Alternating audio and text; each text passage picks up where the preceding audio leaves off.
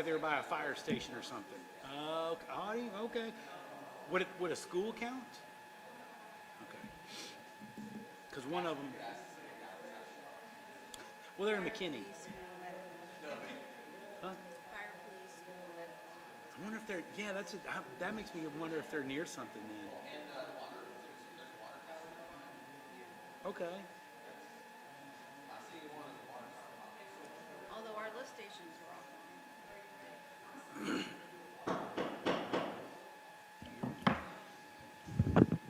It's 6:30 on February 23rd. I'd like to call the City Council meeting to order. Start with the invocation. Please bow your heads. Dear Lord, thank you for letting us enjoy our warmth today as we've had a hard week, and sympathies and to all of our citizens that had such a hardship this last week. Please, Lord, give us wisdom as we make our decisions today in support of our city. Let us think with clear heads and open minds. In this I pray, amen.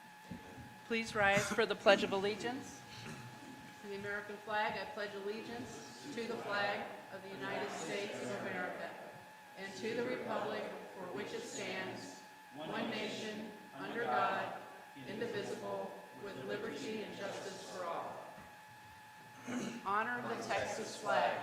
I pledge allegiance to thee, Texas, one state, under God, one and indivisible.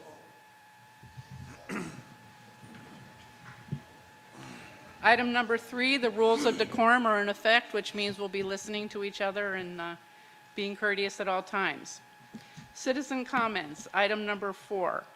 If I'm doing it a little bit different this meeting because we've given citizens the opportunity to also speak on items 6.2, 6.4, and 6.6. So if you have an item for discussion that's not related to those items, please come forward now.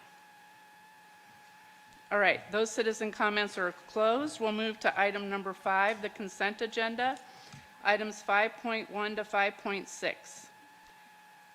I would personally like to pull out 5.5, the budget, so I could have a little more time. Oh, what?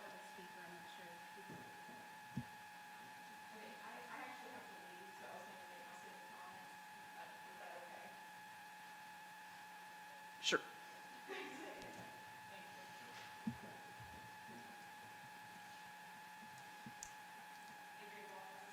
18 forensic court. Okay. Yes, it's related to those items, but like I said, I'm about to leave. So when we did the citizen surveys and the regarding to the sales tax option, like if we wanted to be 8.25%, we put that in the survey. We had over 66% people that participated in the survey. They were in favor of that. And then we went ahead and agreed to put that on the ballot that same year, and we had about maybe 180 people actually vote in favor of that. And so that leads into what I'm about to discuss. So I'm hoping that you don't adopt, amend the ordinance of the boundary on 6.3, and don't motion to adopt amending the future land use map on 6.5, and don't adopt to approve a zoning change with agricultural to plan development district on 6.7. So instead, here I'm suggesting to A, wait until this developer or another developer returns that supports our standard of protecting our 1.5 acre minimum lot size. Or B, you can motion to add a proposition to the general election regarding the annexation that wouldn't include the reference, including the reference of reducing the lot size, so the voter can either be for or against that particular proposition. C, if you choose to approve and adopt these items today, I'm informing you that I will move forward in executing 43.0687 in the Texas state statutes for voter approval to protest the annexation. The municipality may not complete the annexation of the area without approval of a majority of the voters of the municipality voting at an election called and held for that purpose. And I realize there's going to be a lot of little tidbits in that particular statute that will try to sway you to not be wanting to do that, but there's a thing about having good faith. And I believe that if you really truly want to be representative of the people here and you care about our opinion, then you will choose to put that item on the election ballot. And what would it hurt? to get more confidence in knowing that y'all are going in the right direction. I would like you to please provide your comments to the city administrator so we can have them for a public record. Okay, thank you so much. Okay. All right, back to the consent agenda, items 5.1 to 5.6. I personally would like the budget report pulled out because I didn't get adequate time to review it, if that's okay with everybody else. Any other comments, anything else anybody else would like pulled out?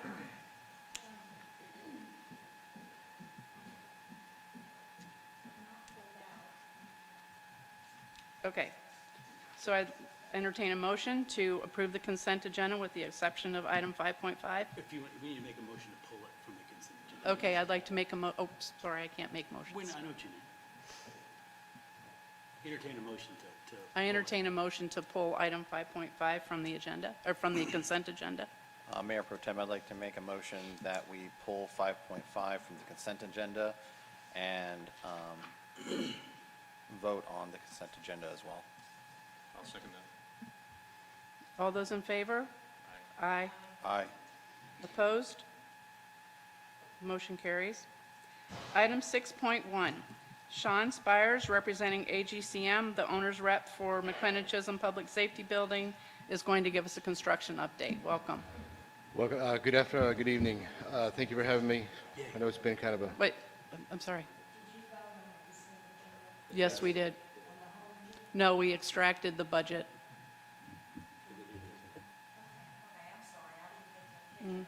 That's okay. We had a lot of inclement weather the last couple of weeks. We're recommending that we actually give Speed Fab an extended week and about 3 days on their schedule that they presented to us, just for the inclement weather. So that's just a recommendation that we can discuss and look at later. It's nothing you have to vote on. As you can see, we've been making some progress anyway. We have the exterior bond beams, structural bond beams going up and around. We should be looking at pouring those and getting steel probably done in the next couple of weeks. And of course, then we'll get the lateral bond beams and the underground going as well. We're looking at probably pouring the actual slab in about 45 days, I would say. So after that, it should go pretty quick. But I did provide the budget for the last meeting. We are on budget, just slipping a little bit on the schedule due to the inclement weather. But otherwise, we are moving along quite nicely. So, any questions? Oh, thank you very much. Thank you. Appreciate it.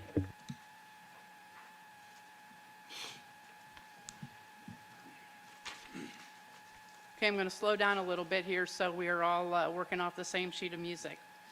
Item 6.2 is to receive some public comments regarding the proposed ordinance amending the boundary of City of McLendon-Chisholm city limits by annexing approximately 90.10 acres of land as requested by the property owner of record for land generally located at the southwest corner of the intersection of Pullen Road and Sinks Road.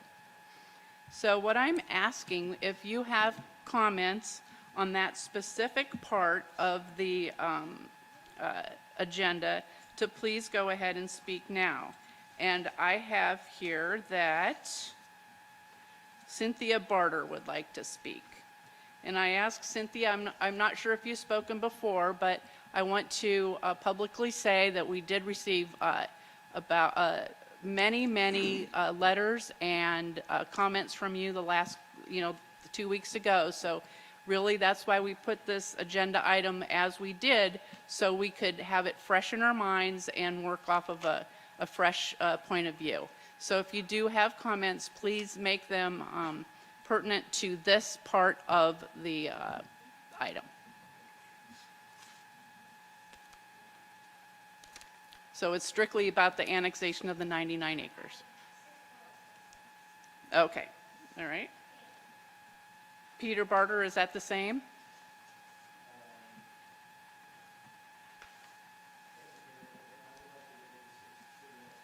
Okay, all right. Has anyone got questions or comments about 6.2? Okay, so we have no public comments about that. So we'll move on to 6.3.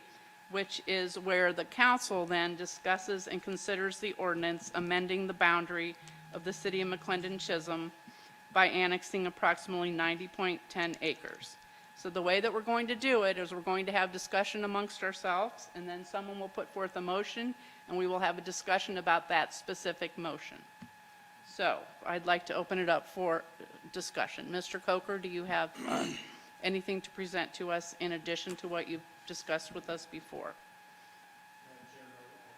Did the staff report on the annexation, nor have I adjusted the ordinance that would effect the annexation of the property.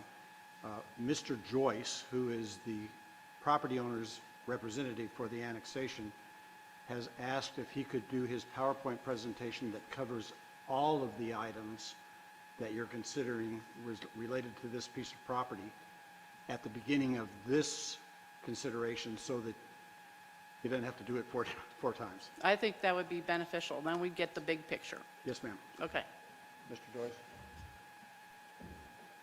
And I think that the city administrator has that on set up, but it's not us. PowerPoint.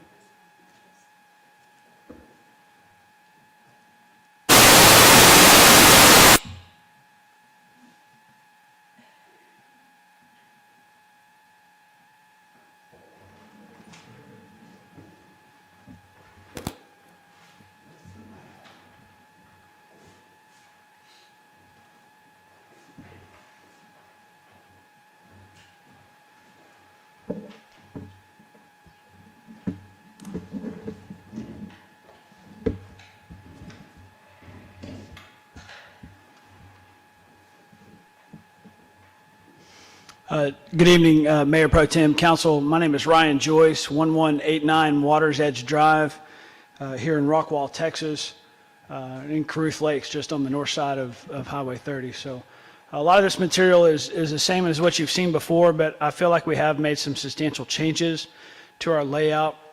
We've listened to the community, the residents, not only within the city limits of McLendon-Chisholm, but also those outside the city limits of McLendon-Chisholm.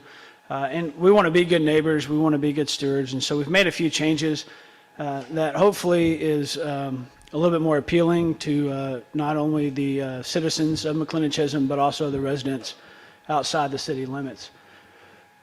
If you'll remember, when we came back to you before, we were requesting requesting 134 one-acre lots, and this is kind of where we've made some changes in this. So this was the original layout that we brought before you 2 weeks ago, and also the layout that was reviewed by the Planning and Zoning Commission. We have since changed this layout just a little bit, and I'll go through each of the changes in the layout that we've done, but we have made some pretty significant changes, not only from a lot layout standpoint, but also from a financial.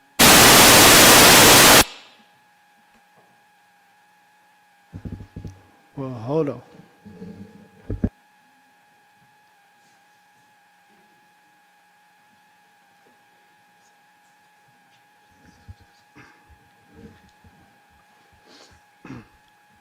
So the areas that we've made changes in, we've added some larger lots, minimum acre-and-a-half size, to the adjacent property line between this particular parcel and the Savannah Hill neighborhood. These lots are going to range in size from 1.5 acres to over 2.8 acres in size.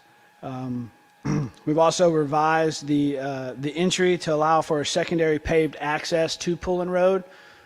Previously, there was only one paved access to Pullen Road. There are now two paved accesses to Pullen Road.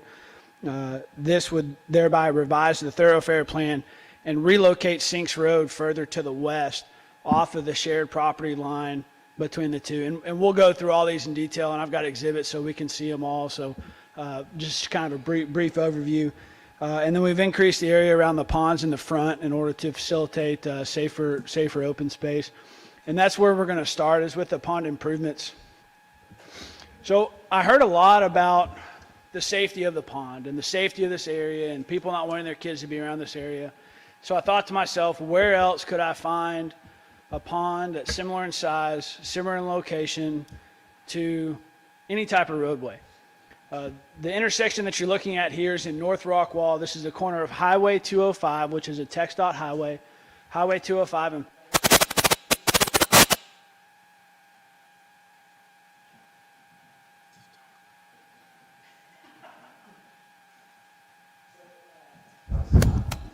this is that one's really loud. This is the entrance to the Stone Creek development. It's a master planned community on the north side of Rockwall. You can see here in this picture on the left-hand side, that is 205. Again, a TxDOT road receives a whole ton of traffic on a daily basis. And then this is the primary entrance into the Stone Creek development. This picture here, you can see the pond, Highway 205. You can see the pond. That distance between the edge of the water and the edge of the roadway is approximately 67 feet as measured on Google Earth. So I didn't go out there and physically measure with the tape measure, but Google Earth measures it out to 67 feet. So we've taken this same layout that you see here and we've superimposed it. We've reduced it in order to put it to scale of our drawing, and we've scaled it into Highway 205 overlaying Pullen Road exactly. And so you can see the white area and the light blue area there is exactly as you see it here on this picture. This pond, this location to the roadway, everything is exactly the same. So our ponds there at the entryway sit approximately the same distance away from Highway 205 as they do up in Stone Creek. Now, if you'll notice in this picture here, you can see a row of trees between Highway 205 and you can see a sidewalk that runs along that pond. I had the fortunate of actually working for the developer of Stone Creek whenever I first moved here in 2014 through 2016, and was actually part of this sidewalk project to get this sidewalk put in, and the residents were ecstatic. They were ecstatic to have the sidewalk put in right there, right adjacent to 205. I drive by here all the time. There's always kids out fishing. It's awesome for me to see kids out here fishing on a daily basis, after school, weekends. It's really neat to see. So, yes, it's close to a major road, but this is a major road. You also oftentimes hear people say major. I mean, I don't know if you can get more major than Highway 205. It's a thoroughfare between Lavon and on up into McKinney and 380 from Rockwall. So, so now we've removed the white part, and so you just see the pond. Granted, the pond there is a little bit bigger than just a single pond, but we do have two ponds up front. We've increased this open space. We've added some more depth to it than from what it was originally. And so you have 4.5 acres up here of open space. Just to let you know, a football field is 45,000 square feet. An acre is 43,560 feet. So we'll call them about the same. So you have 4.5 football fields of space to play here. The next thing that we did is we added larger lots adjacent to the Savannah Hill existing development. So these lots here in the green are the lots where we share a property line with Savannah Hill. There are 8 lots here. All 8 of these lots start off at 1.5 acres. There's a lot there in the corner that's 2.8 acres. In doing this, we did reduce our overall lot count from 134 lots to 130 lots. I know that doesn't sound like a significant change, but when you look at it in the dollars, it's pretty significant. I think it's a pretty major reduction in the overall retail value of what we're looking at by pulling those lots out. We still have the same amount of infrastructure costs, so we don't get any cost savings there. So we're strictly losing retail dollars by doing this. We're also still committed to the tree plantings along the adjacent property line. So we had proposed planting 3 trees in the back of all of these lots. And you can also see these lots, they back all the way up to Savannah Hill. So there's no roadway that goes back there. Previously, there was a thoroughfare that ran along there, and we'll get to that here in just a minute. But we've provided this buffer between the 2 projects in order to facilitate a little bit more of a screening between the 2. So we've added some larger lots back there. We revised the entry to allow for a secondary paved access onto Pullen Road. So you can see here from the entry, we now have 2 paved accesses onto Pullen Road. The entry you see in the bottom left-hand of the screen is the revised thoroughfare. And we'll get to that in just a minute, but so there's no longer a secondary emergency-only access point. There's no access along Sinks Road. There's no anything along Sinks driveway. That land kind of becomes non-usable, no value to us whatsoever. So the revised thoroughfare plan, you can see here, this is taken off the McLendon-Chisholm website out of the existing comprehensive plan.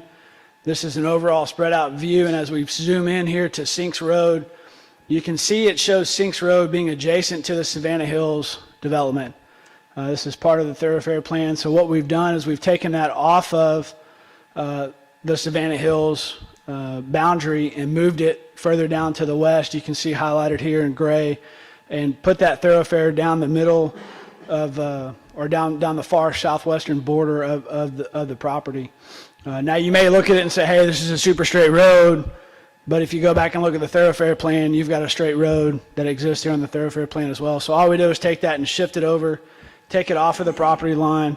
So there will be no traffic behind Savannah Hills. There will be no thoroughfare roads behind Savannah Hills. And so hopefully that helps eliminate some of their concerns of headlights, of traffic, of things of that nature driving right behind their community. So by shifting that down, we feel like we've kind of added a benefit to them by doing that. Additionally, we have this excess area of Sinks Road that's property that the developer will own, but doesn't really have anything to do with. So we're more than happy to dedicate that to the large landowner to the southwest of us. We're more than happy to break it up and dedicate it to the Savannah Hill residents that back up to it. But since they have existing fences, we can dedicate it to the city. It really kind of becomes unusable space. So incorporating that into somebody else's property is perfectly fine with us. We don't have an issue with that whatsoever. But that eliminates any access that would be there along the backside of the Savannah Hills residence. And with that, those are the changes that we've made. Again, just some representative pictures to refresh your mind. I mean, Altura builds a quality product. Last time we were here, we went through price points, we went through tax values, we went through all that stuff. We're not trying to do anything that is a subpar properties. We're not trying to do cheap housing by any means. We're not trying to do starter homes by any means. There's families that are moving to this area. They need space. They want space. There were several comments about why, can you put a park in? Can you put a park here? Can you do this? Can you do that? 1 acre lots provides each individual homeowner with their opportunity to build their own space. As you drive down Savannah Hills, you see swimming pools, you see playgrounds, you see all kinds of stuff in the yards for kids to play with. Each individual homeowner allows them to build what they want and to have what they want for their kids, not only for their kids, but for neighborhood kids as well, to come along. So we're excited about this project. I appreciate y'all's support immensely. I appreciate everybody that's here tonight involved in this governmental process. I've had several meetings with the Savannah Hill owners. I appreciate them. They've been extremely cordial. With that, I'm more than happy to answer any questions, and I appreciate it, and thank y'all for your time. How many lots did you reduce it by again? By 4 lots total. So we're requesting 130 lots now versus 134. And in doing that, we were able to increase the lot size there along Savannah Hill to all 1.5 acre and larger lots. So this green area here that backs up to Savannah Hill, those are all 1.5 acre lots. The pie-shaped lot there in the corner is approximately 2.8 acres, and then there's one more lot there to the west of that big lot that's like 1.58 acres. Do you have a breakdown of how many, because you said before that the smallest lot is 1 acre. So do you have a breakdown of how many lots are like 1.1, how many lots are, whatever? No, ma'am, not at this time. We don't. They're all essentially right at 1 acre besides these lots in green. Now, we have varied the sizes of them. So you have some that are wider and narrower as far as their depth goes. You have some that are skinnier and a little bit deeper. And so it's not just a monotonous 225 feet by 225 feet, which roughly comes out to be about 1 acre. You have some that are 125 feet wide by 330 feet deep. You have some that are 220 feet wide by 250 feet deep. So, I mean, there's a variety of different lot sizes, but for the most part, except for those lots that back up along Savannah Hill, they're all right at an acre in size. And so you can see just a flashback here between the two. This was the original proposal that we brought to you, and then now you can see how it's changed here. So it definitely broadens up as you get towards Savannah Hills. Okay. Trudy, anything?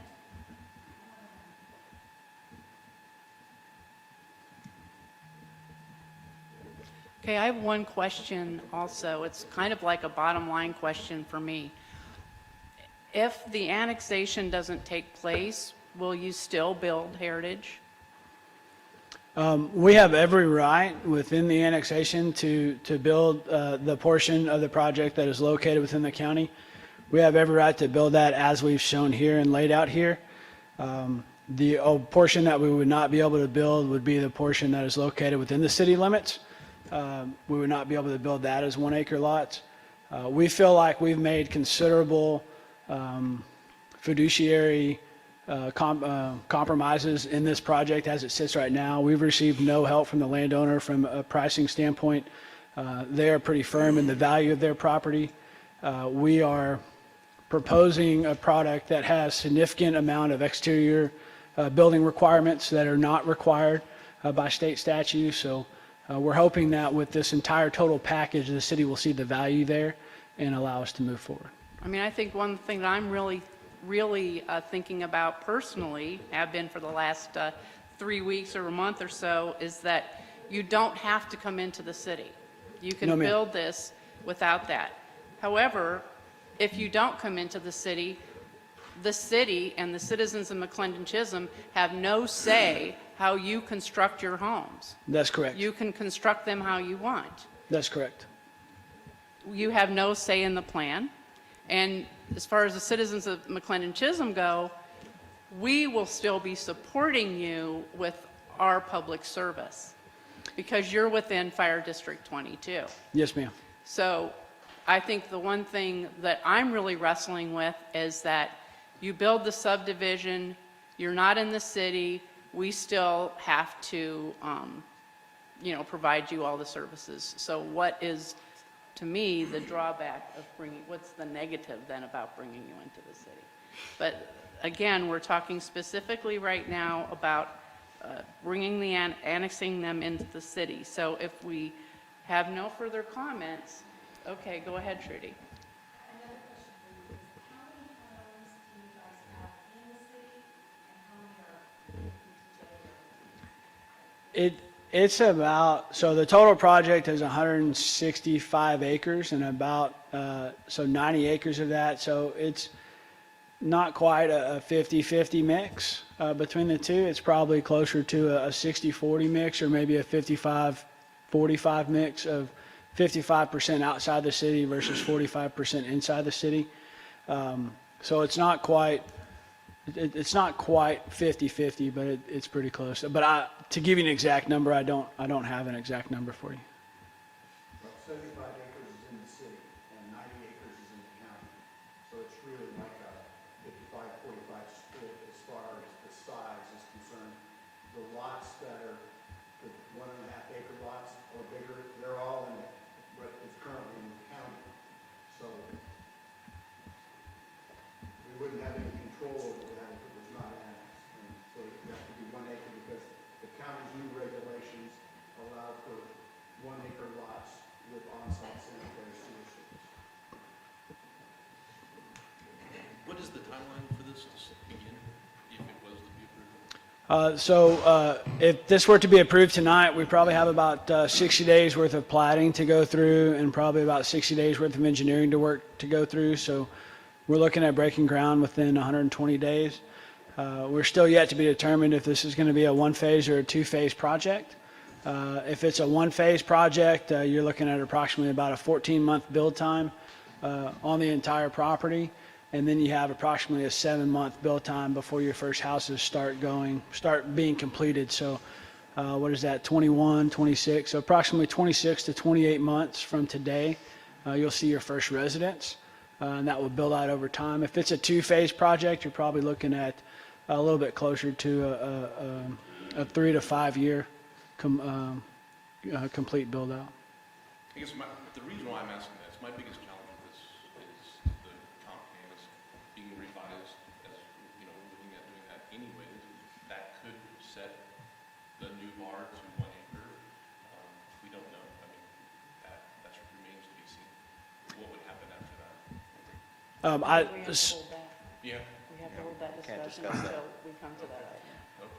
So I completely understand. The area around here is all county. The area to the north of us is all county property.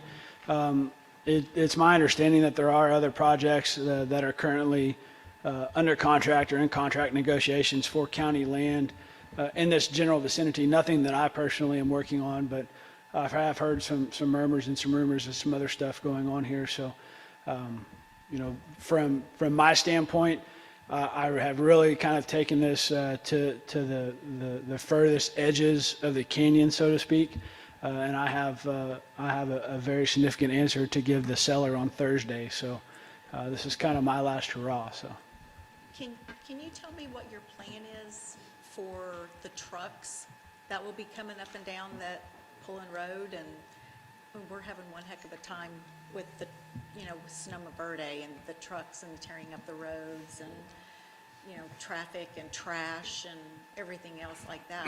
Do you guys have a game plan on how to get trucks up and down that road without tearing it up? So as far as civil construction goes, you really don't have a whole lot of heavy traffic that goes on. You have spurts of traffic. So you'll have equipment that comes in and gets delivered to the site and then stays on site for 4 to 6 to 8, 10 weeks at a time, and then goes off, and then it goes off site. And so you almost have kind of these brief periods of a couple of days where you're mobilizing vehicles and mobilizing construction equipment onto the site. So for the most part, during the civil construction side, 95% of the time it will just be pedestrian vehicles traveling to and from the site. Most of your material all comes at the same time on one delivery, so your water pipe all shows up on 1, maybe 2 trucks. So there's not just a whole bunch of heavy truck traffic there. From a home construction standpoint, as far as delivery trucks go, I mean, that's a little bit more traffic once homes are starting to be constructed. I know several municipalities have initiated delivery hours and workable hours and things like that nature. I'm not sure if McLendon-Chisholm has those or not. But from a standpoint of the roadways and what's going on there, I mean, that's a county road, so hopefully the traffic can, I would think that the traffic can maintain that road on a consistent basis. I mean, they have TxDOT requirements for these delivery vehicles that are not able to exceed a certain weight capacities. And Is it all county road? Pullen Road is all county road? No, approximately half. I Towards can't, 205 or towards 550? towards 205 is the city, and then the remainder would be county. I can tell you that with other subdivisions, we have made arrangements when it was in the county portion that the developer would put the road back to at least the condition of or better than when it was started. So there was an evaluation that happened on another subdivision near here. So we might be able to work something out to that effect. Yeah, because I don't want to have to go through what we're going through right now with Sonoma Verde, and that's, Okay, I think it's time that, I have to solve a question. okay, go ahead. So I'm going to put you on the spot a little bit right here. Absolutely. If you didn't already have a spotlight on you. So my hiccup is obviously the 1.5 acre lot size. It's in our comp plan. It's been there since 2015. Every developer that looks at our city can see it. It's all there. So you knew it going in that was the lot size. Mm-hmm. And you've said several times before that one of the reasons why you want to go with this is so it's a higher profitability margin for you. There's other reasons, but that's one of the reasons. My question is if you took this entire development and you turned it into 1.5 acre lots, and you prorated your price to equally match up to it, I don't see how you'd lose any money. Another thing is when we had our last meeting, you pulled up real estate that was actively selling in the area. you would be the only developer with an inventory of 100-plus lots, luxury lots of 1.5 acres. I'm failing to see the reason why you don't want the 1.5. So from a retail standpoint, you're really not, you don't gain a whole lot of marketability or profitability going from a 1 acre to a 1.5 acre lot. The main reason that you saw a 1.5 acre lot development within Rockwall County is because it was a requirement of Rockwall County to have a minimum of 1.5 acre lots for an on-site sanitary sewage facility. Collin County, Hunt County, Kaufman County all have a 1 acre requirement. You don't see 1.5 acre lot development in Collin, Kaufman, or Hunt County. It's all 1 acre. And taking a look at this particular piece of property, there's really not a significant uptick in price point from going from a 1 acre to a 1.5 acre lot. There were a couple of different examples that were given, and I don't have them again tonight, but there were a couple of different examples that were given of the Chisholm Crossing development that does have 1 acre lots that still has the same price point and the same tax evaluation as some of the lots located within Savannah Hills on 1.5 acre lots. So there's not a huge markup there to go from a 1 acre to a 1.5 acre lot. Now let's look at the cost side of it. The cost side of it shows that you have the same amount of water line, you have the same amount of paving, you have the same amount of dirt work. The actual per lot cost is very insignificant, less than $2,500 a lot. So you go from 130 lots in this particular layout to roughly 93 lots in a 1.5 acre layout. But I still have the same amount of cost. But now I'm not able to charge a premium so much for those lots. Even though they are the only 1.5 acre lots around, I'm still not able to charge that much of a premium because of what the surrounding homes are currently valued at. So it's not from a matter of being able to make more money. It's from a value of, we took a significant financial hit to go from 134 lots to 130 lots. Because we don't gain anything from a cost standpoint in doing that. We still have the same amount of cost. So we don't pick up anything there. All we lose is retail value. So we have the same amount of cost spread over a smaller number of lots. And so we're taking about a $500,000 hit in going from 134 lots to 130 lots. Now, if we were to go from 130 lots to 93 lots, the project's not feasible for us to do. I mean, we are not a nonprofit, nor do we have pockets that are able to just give away lots free of charge or pay somebody to take the lots. So it's just not financially viable for us to do acre and a half lots. Okay, remember, we're talking right now about the 90 acres annexation. So I know they all merge together, and you're not going to have one without the other. Well, but- isn't this, forgive me for saying, but isn't this his only presentation for the night? Yes, Okay. exactly. I just remember when you're going to Yeah. discuss about this specific thing, we were talking about the 90 acres.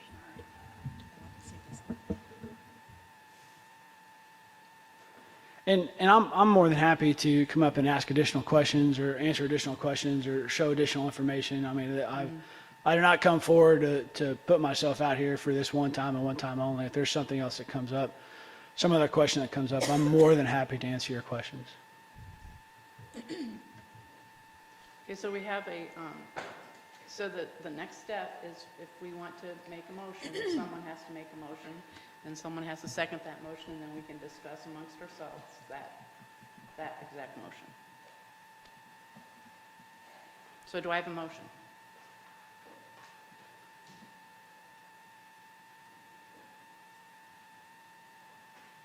Can I say something something that has been, I've been thinking about this for days. Yes, ma'am. Nights. I get up in the middle of the night and go write some stuff down. I'm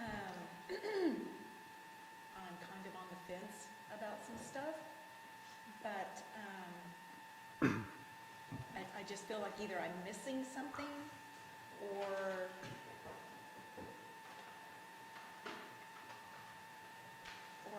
maybe I just don't understand what the big deal is, you know.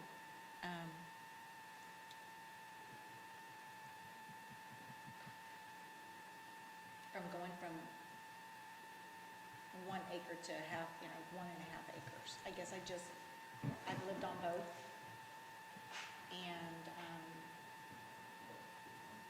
to be honest with you, an acre is so much easier to take care of.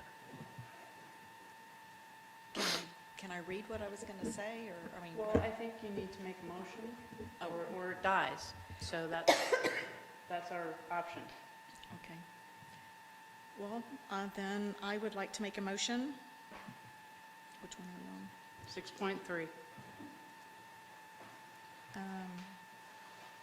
To amend the boundary of the city of McLendon-Chisholm city limits by annexing approximately 90.10 acres of land as requested by the property owner of record generally located at the southwest corner of the intersection of Pullen Road and Sinks Road, also described as Rockwall CAD parcel ID number 53879100852, 53878, 10851, 10846, 51678, 10848, 10850, 46003, and 69591.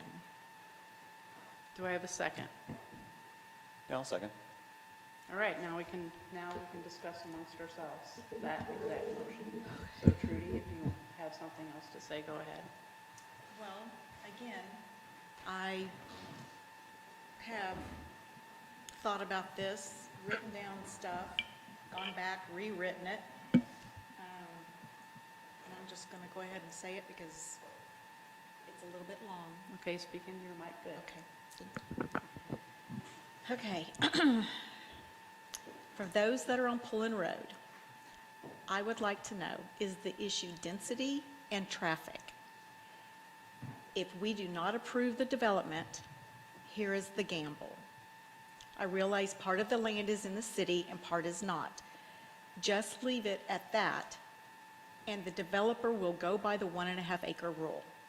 Part of the residents will be in the city and part won't. This is not a great way to start the neighborhood. A developer will make the lots 1.5 acres, but can possibly put 1,000 square foot homes made with particle board. And since we cannot uphold the zoning, homeowners could have a business fixing motorcycles in their garages or making their leftover 1.25 acre a boat salvage if they want. There will still be traffic on Pullen Road. Think about what the residents on Pullen Road felt when they saw your neighborhood coming in and being put in. You are now in their shoes. And unfortunately, if you do not live in the city, we have been elected to do what is best for the city residents. Yes, you are part of the community, and many of you are my friends and our citizens' friends. Should you feel like you want a say in what goes on in our area, you need to annex into the city, and you will have that right. Most likely, eventually, you will be taken into either Rockwall city limits or have the choice of becoming a McLendon-Chisholm city resident. McLendon-Chisholm city tax is the lowest in the county at 15 cents. Rockwall's is 38 or 0.38799. I know you are not paying anything now, but change is happening, and you will be needing to make a decision. As always, you do have another choice. You can purchase the land that is in question. I get it. You may not like any of these choices, but you do have a choice. If you find another choice, I'm here to listen. Just let me know. For the developers that are buying land in the ETJ, they can still put in a subdivision and not become part of the city. Therefore, these homeowners will not pay taxes, still use our roads, schools, expand our density, and there will not be anything the city can do if they begin a peacock and pig farm in the backyard. It is best to work with the developers that want to come into the city. The city can then monitor the building process and uphold the ordinances of the city once the home has been purchased. Simply put, it is better to have some control over the subdivision that's being built than very little control over the construction of the subdivision. I want to thank each of you that wrote letters, signed petitions, etc. I read each and every letter and counted the signatures. I understand your concern and I sympathize with you. Change is hard and I get it. That's it. I think one thing I'd like to talk about is the fact that a couple years ago, before many of us, none of us were on council before this, a subdivision called Wellington Manor was developed, basically across the street on, at Connie Road and Connie Lane and Smith Road. Those houses are on less than 1.5 acres. They had 6 houses sold last year, and the average sale price was $490,000, $166 a square foot, which is really great. Savannah Hill last year didn't have any sales. It's a wonderful neighborhood. You don't have much turnover, but you did have a couple of houses sell in 2019. The average price was $530. Those houses had pools, but still that averaged $264 a square foot. So I'm not seeing, in my opinion, the fact that another subdivision is going to be coming up next to you within the city of McLendon-Chisholm, where we will have a chance to regulate how that city, or how that subdivision is developed. We're going to be intimately involved in it. I'm not seeing how that will degrade the value of your homes. It doesn't prove out in the statistics provided through the tax records as something that would happen. So I see that as an assurance if I was in Savannah Hill, that this wouldn't happen. Kensington Park, or excuse me, Wellington Manor, I believe, is a Altura home company. That's who's going to be the builder for your home, for the Heritage. So I just ask that the citizens of McLendon-Chisholm think about that aspect as well. And with Wellington Manor, they're not in the city. We still provide them fire service. Their houses, on average, are in the mid $500,000. So their ability to pay taxes to the city of McLendon-Chisholm would be very easy for them to do. However, they don't have to because they're not members of the city. But they get this, they get that support. So from my standpoint, bringing this property into the city of McLendon-Chisholm helps our citizens of McLendon-Chisholm because it gives us more homes. We haven't had a subdivision developed in McLendon-Chisholm, with the exception of Sonoma Verde, since Kensington Park, I believe, which was started in 2015. So we are not having growth in McLendon-Chisholm. Without growth, you're not going to get commercial development. Without growth, you're not going to get the kind of infrastructure such as roads and other public service things that you actually need to be a productive and profitable city. So that's just some thoughts that I would like my fellow council members to think about.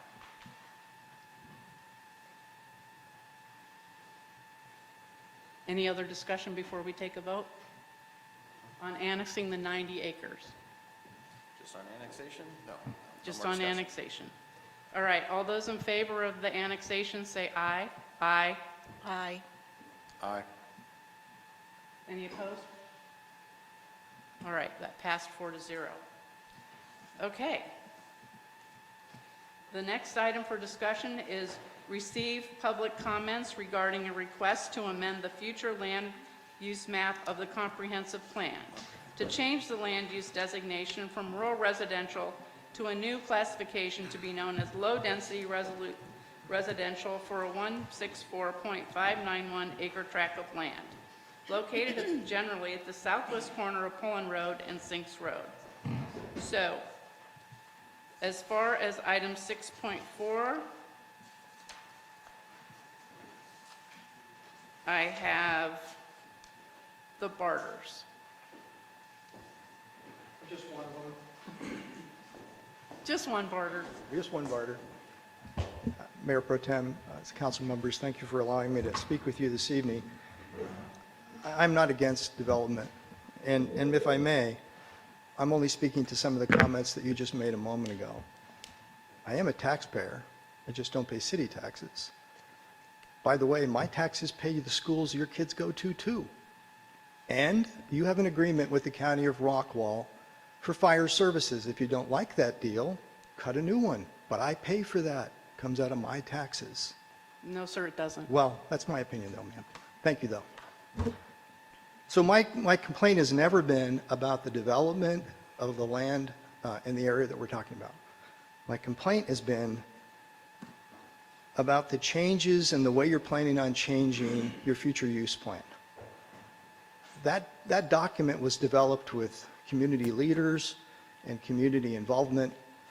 I can imagine, at my age, having been involved in a lot of stuff, how much travail the city went through to come up with that document.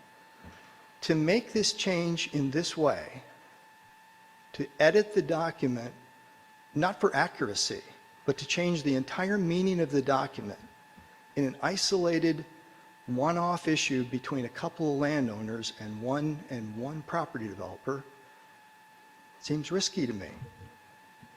I think you find yourself in a situation where it would be very tough to justify to the rest of your constituents why you're changing the entire plan, because this would affect the entire plan. If you went and changed the definition of low-density residential, you would actually affect the entire community.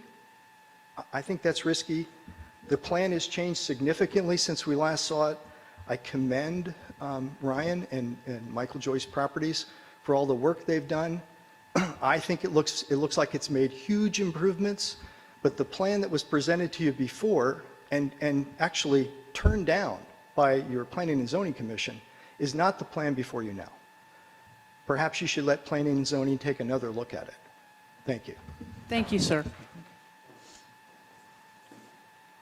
And that's all I had for 6.4.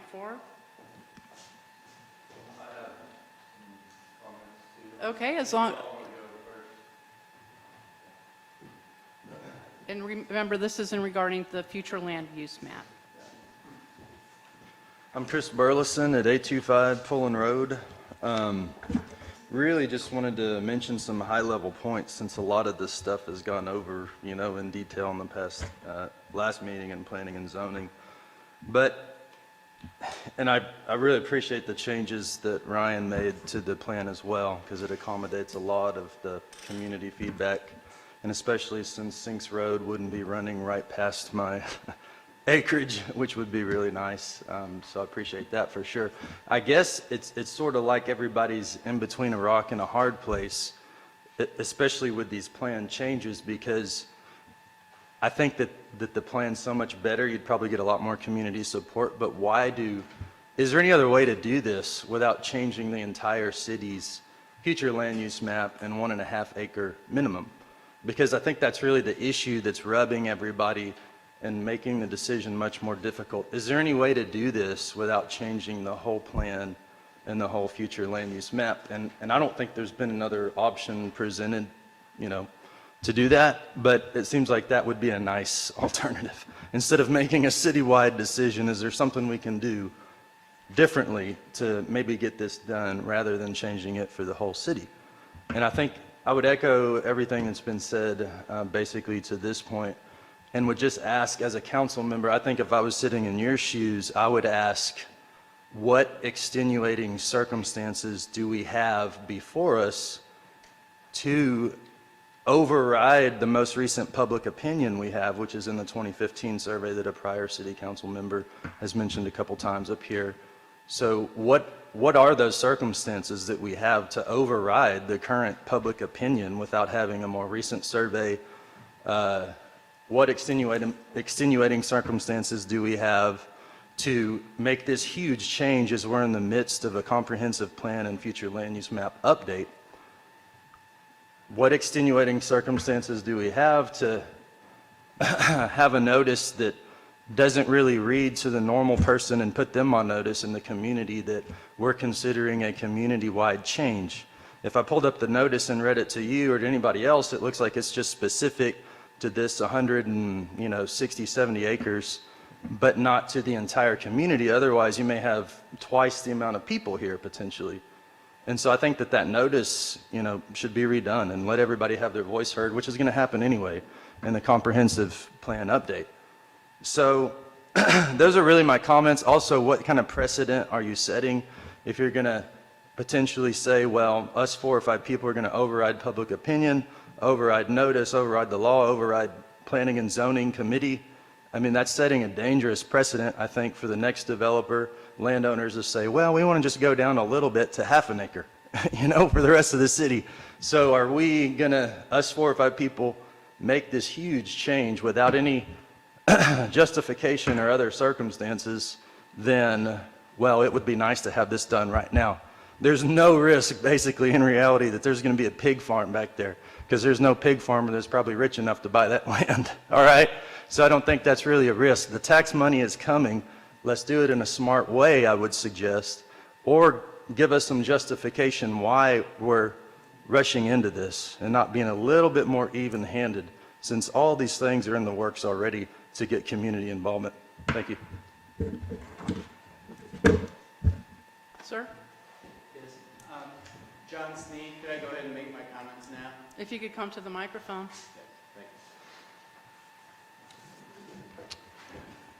Yes, my name is John Sneed. I reside at 20 Fireside Drive in McLendon-Chisholm, here in Chisholm Crossing.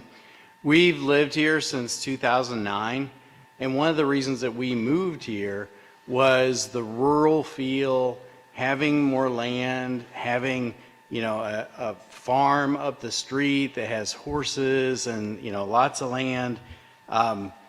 That's what was appealing to us, and I think to most of the people that are residents in this area. The 1.5 acre minimum, I think, was one of the things that really drew us here. I mean, we're only 10 to 15 minutes to town, so it worked out very well.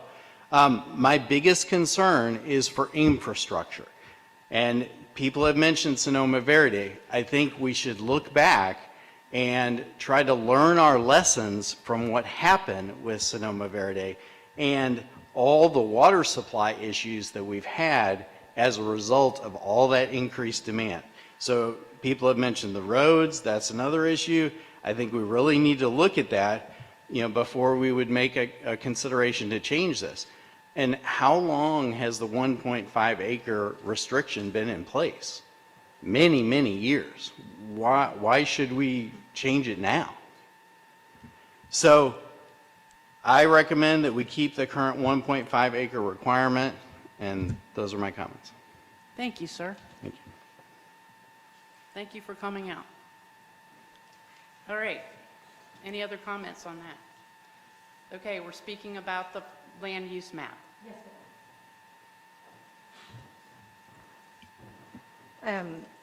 Erica Hilton, 126 Savannah Hill Lane, and I do appreciate you guys allowing us to speak as your neighbors in the ETJ.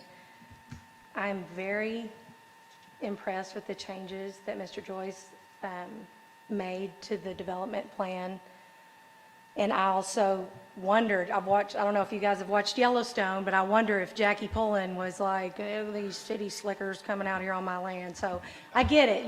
We used to be the people that we're wanting to build homes for now. So, so I do like the plan changes, and that that Sinks Road is not going to be a thoroughfare behind the first 4.5 homes where my kid plays with the Pullen kids and the Lawfreys, and they're just kids everywhere. So that's a fantastic change. The landowners that are selling this and moving, they're moving, they're leaving. So to change this future land use map because they can have a bigger profit and we're staying, and that's going to be our neighborhood and a higher density population. I really think we paid a premium price to move out into this area because it's absolutely gorgeous.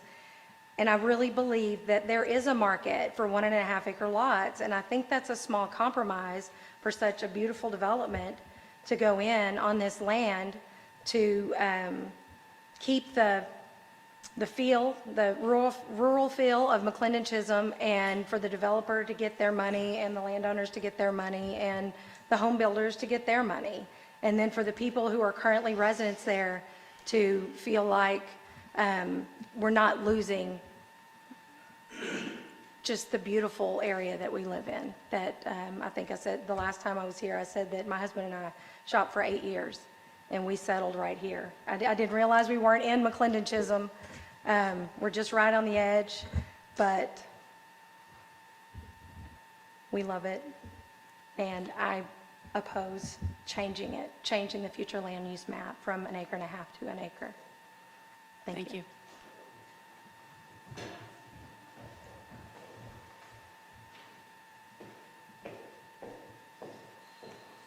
Vanessa Friedenberg, 567 Savannah Hill Lane. I think Mr. Joyce made some wonderful changes, and I'm thankful for that. I'd like to make clear that we are not opposed to growth in the city. We're welcoming people. I once came from Georgia, before that from Brazil, and Texas is a very welcoming place.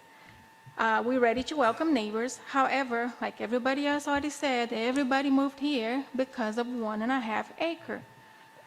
We heard about if we don't have more people, we're not going to have business to come. We didn't come here for the business. If we feel worried about having business, we wouldn't be in McLendon-Chisholm.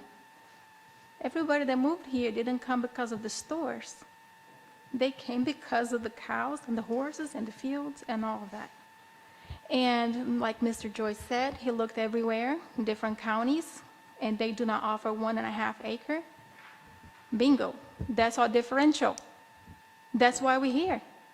And that's what the money's at. I recently had friends moved here after they came and visit, and they saw what a wonderful place it is that we live. Guess what? My friends relocated. Everybody wants a piece of it. Why? Because it's 1.5 acre minimum. You take that away, we are like anybody else. As for taxes money, the money is coming. Nobody's saying that there'll be no money. Either take this money or there's no money at all. There is money to be made. What we're asking is for the Sinks family and the families who are selling their land to compromise a little. They're about to skip town. We are staying, like my neighbor said. We're going to be here, and we're supporting members of this community. Like we talked about, we don't pay city taxes. Last year alone, I paid $10,000 in my home taxes. I know that the city doesn't get all of that money. I'm aware of that. We do get part of it, a percentage from the county. Well, then it's something that you should negotiate with the county. Nobody ever approached us as far as annexation to McLendon-Chisholm. That's totally new to us. I didn't even know I wasn't in the city until recently. So that's news to us. We also support the city in different ways. We work in this community. We volunteer in this community. We also support the business around. So it's not like we're just here taking, and not giving anything back. Was also a comment as far as a 1 acre being big enough. Yes, obviously, you know, if I had to live in an apartment, I would live in an apartment, and I would have to be happy in an apartment because that's what I'm able to afford. But that's not why we came here. Again, 1 acre might be a huge space for somebody who's used to live in a city. I agree with that. However, that's not why we came here. It all comes down to what was said the McLendon-Chisholm is about, and that's what brought us here, and that's what the value is, because if you start putting 1 acre lot everywhere, our houses is not going to be valued anymore, more the way it was before, because what I had before was a private home where my kids could go ride horses up front. They could look at the sunset, they could ride their bikes. That's out of the table already as it is, so that's the compromise. So Mr. Joyce is talking about they'll be able to make less money. How about he compromises a little bit? The people who are selling the land compromise a little bit. Instead of all of us have to compromise at all. We already compromise our lifestyle because we're going to have traffic. Ma'am, you have about 30 more seconds. There's no way around traffic. So I'd like to think about that. What kind of city this is going to become? It's more just about what we want, but what we were promised and what we end up with. Thank you.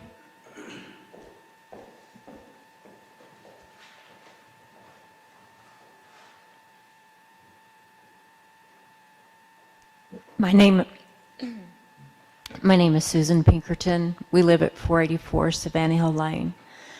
Thank you very much for letting us speak and for listening to our points. I understand we do not live in McLendon-Chisholm, but we also cannot annex if we don't live beside McLendon-Chisholm, which we currently do not, except for a couple of our properties.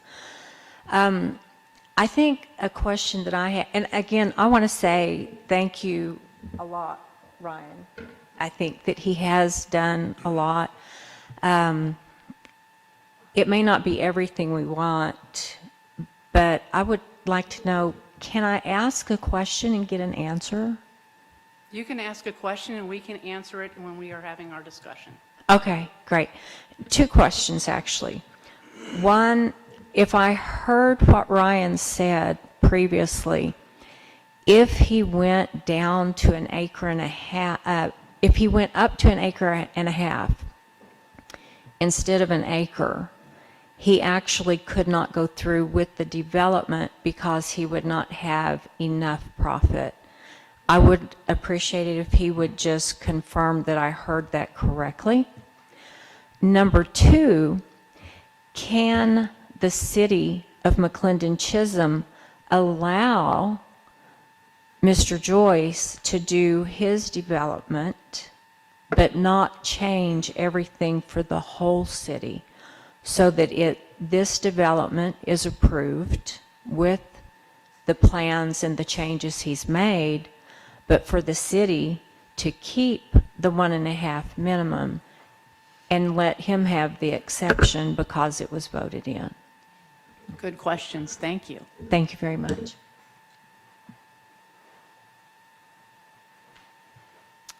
Mr. Coker, do you have something to present to us? Madam Chair, when we made the recommendation to reduce the size to create a new land use designation, I put in low density. Low density is already the definition for 1.5 acres in our comp plan, so I'm going to suggest an alternative for your consideration. Change the word in the ordinance that says low density to medium density. Medium density, because the rest of the text doesn't talk about low versus anything else. It talks about 1 acre. And so if you were to amend the ordinance number 2021-04, to change the one word that says low density to medium density, because in the agenda on 6.5, I'm not up there. On 6.5, it says to change the land use designation from rural residential to a new classification. And the new classification, rather than being low density, which is really an existing classification, would be medium density, and medium density would only apply if you were to approve that, along with the change to the future land use map, to this 164 acres. And the rest of the property in the city, future land use map, that is currently shown as rural residential, and that's the one that would not be affected as a result of that. And so that's an option that I think really answers the question about how do you affect a change to the comprehensive plan that does not affect the entire city, but is specific to this 165 acre tract of land. And I think that's a way to do it. Mr. Holla, do you, I know I might be putting you on the spot, but how do you feel about that? I need to look at the ordinance itself. My concern about doing something that drastic in this meeting is, for example, when you're, just by way of analogy, if you're annexing property, if you put on there that we're going to annex 50 acres of property, and oh, we made a mistake, it's 45. That notice and everything is still okay, because you get a notice for 50, so you're doing less than that. You can't, though, do, oh, wait, we made a mistake, it was 55 acres, not 50. You have to go through the whole process over again. I need to look at that to see if that's an analogy that would apply here, to see if maybe, not that you couldn't do it, I'm simply talking about doing it at this meeting. I know I'm a little hesitant about doing policy on the fly like that. Yeah, I'm not real comfortable with that. So is this something that we should table? I guess we need, You should table it because we. I mean, may wanna- postpone it? Like, sorry, go ahead, whatever. I appreciate that, but either way, I think you just take no action on it, and then you can bring it back. That way we can if we need to reword it, or change words, or not change words, or whatever, we've got the freedom to do the full buffet, if you will. Because if you postpone it or table it, whatever you wanna call it, if you do that, you're locked into that as it is. Okay, so, So I think we're better just, if the No council action. chooses to take no action, Action. staff does what they need to do and brings it back. do I have a motion on the floor? No. Should make a motion. Sorry, I didn't mean to sound so abrupt, but no, I'm sorry, you're not able to. So we would need a motion for that.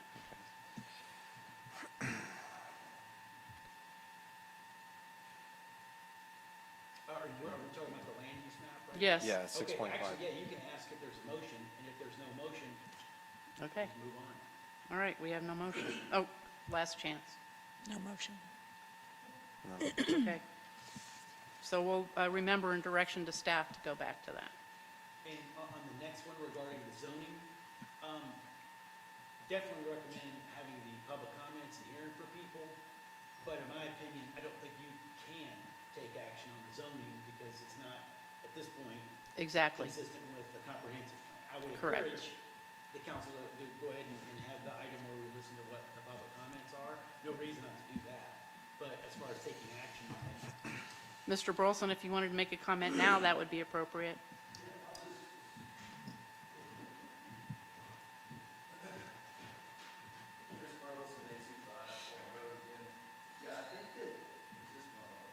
It's on, I think. I think that, maybe that's a substance over form issue. Just me hearing it off the cuff like that. Because if you have a new medium, density, then that allows anyone else to come in and say, oh, thank you, there's the back door for that medium density 1 acre everywhere. So I don't know, it might be better to do it that way, from the legal perspective, but I think in reality, you're going to be putting the cart before the horse again. It just looks a little bit different in procedure or form versus what we're talking about now. So I don't know if it really warrants tabling the discussion and not making a decision now, just for that reason alone. That's it, thanks. Thank you. Mark Kippa, 31 Fireside. So based on what I just heard, I want to ask the council to make sure they,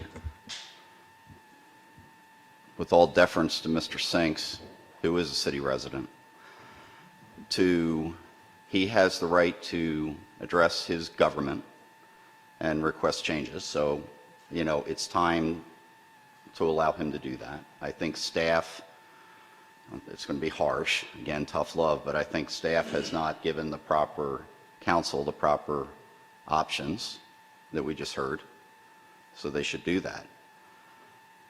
As far as our good neighbors, and we want to be good neighbors in both directions, you're going to consider an item later on for over $300,000 for a fire truck. Right? Cost of fire service is not going down. And unless we have sufficient rooftops or business mix or businesses or mix, eventually we're literally going to eat our taxes. They're going to eat us for just fire service. That's a given. It's about 30 of your budget right now is fire. And in all deference to the rest of the county, and I know Commissioner Bailey and I have had this discussion several times, and I appreciate what the county does in terms of providing a stipend based on sales tax revenue. But those that do not live in the city, do not pay city taxes, do not contribute tax base towards the fire department. Yet, they benefit from the presence of the fire department through their ISO ratings which impact their insurance rates. So anyone who has a home, especially a $500,000 home or $400,000 home or $700,000 home, think about your current insurance bill with an ISO rating of 3 which is what I believe our ISO rating is now, and let that go to a absent fire protection, go to a 7, 8, or 9, and suddenly most insurance companies will not insure that property. Those that will pay a significant premium. So it's really a core issue of what we're discussing right now. And I'm not a big fan of changing the comprehensive plan willy-nilly to 1.5, from 1.5 to 1 acre. I will say that, having been here when the 1.5 acre plan was developed, that was a compromise down from 2.5. A little history, right? So I mean, can make the argument for any kind of acreage. Remember a 1 acre lot, 45,000 square feet? 43,000 square feet. Average home, call it 4,000 square feet, do the math. That's a lot of land that's around that home. And what really is important with these homes, if you want the wide open feel, is frontage, setback, and also the offset, whatever it's called, from the side lot line to the home. We have pretty strict requirements there. That's why when you go into Kensington, when you go into Chisholm Crossing Phase 4, which is 1 acre, Kensington, which is 1 acre, Quail Creek, which is 1 acre, it has a country feel to it.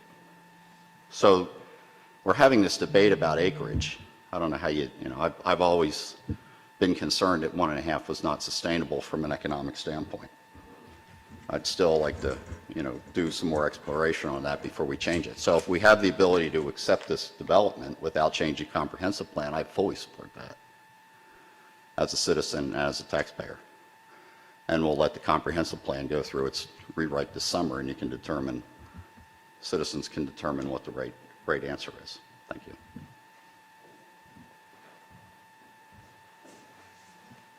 Any other comments before we close all public comments? Yes, of course.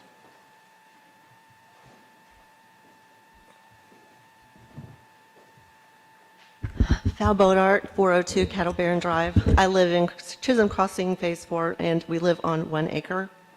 I will admit, when we did buy that, and I found out that the city standard was 1.5, I thought we had done something wrong. Thankfully, we didn't. You cannot tell me that if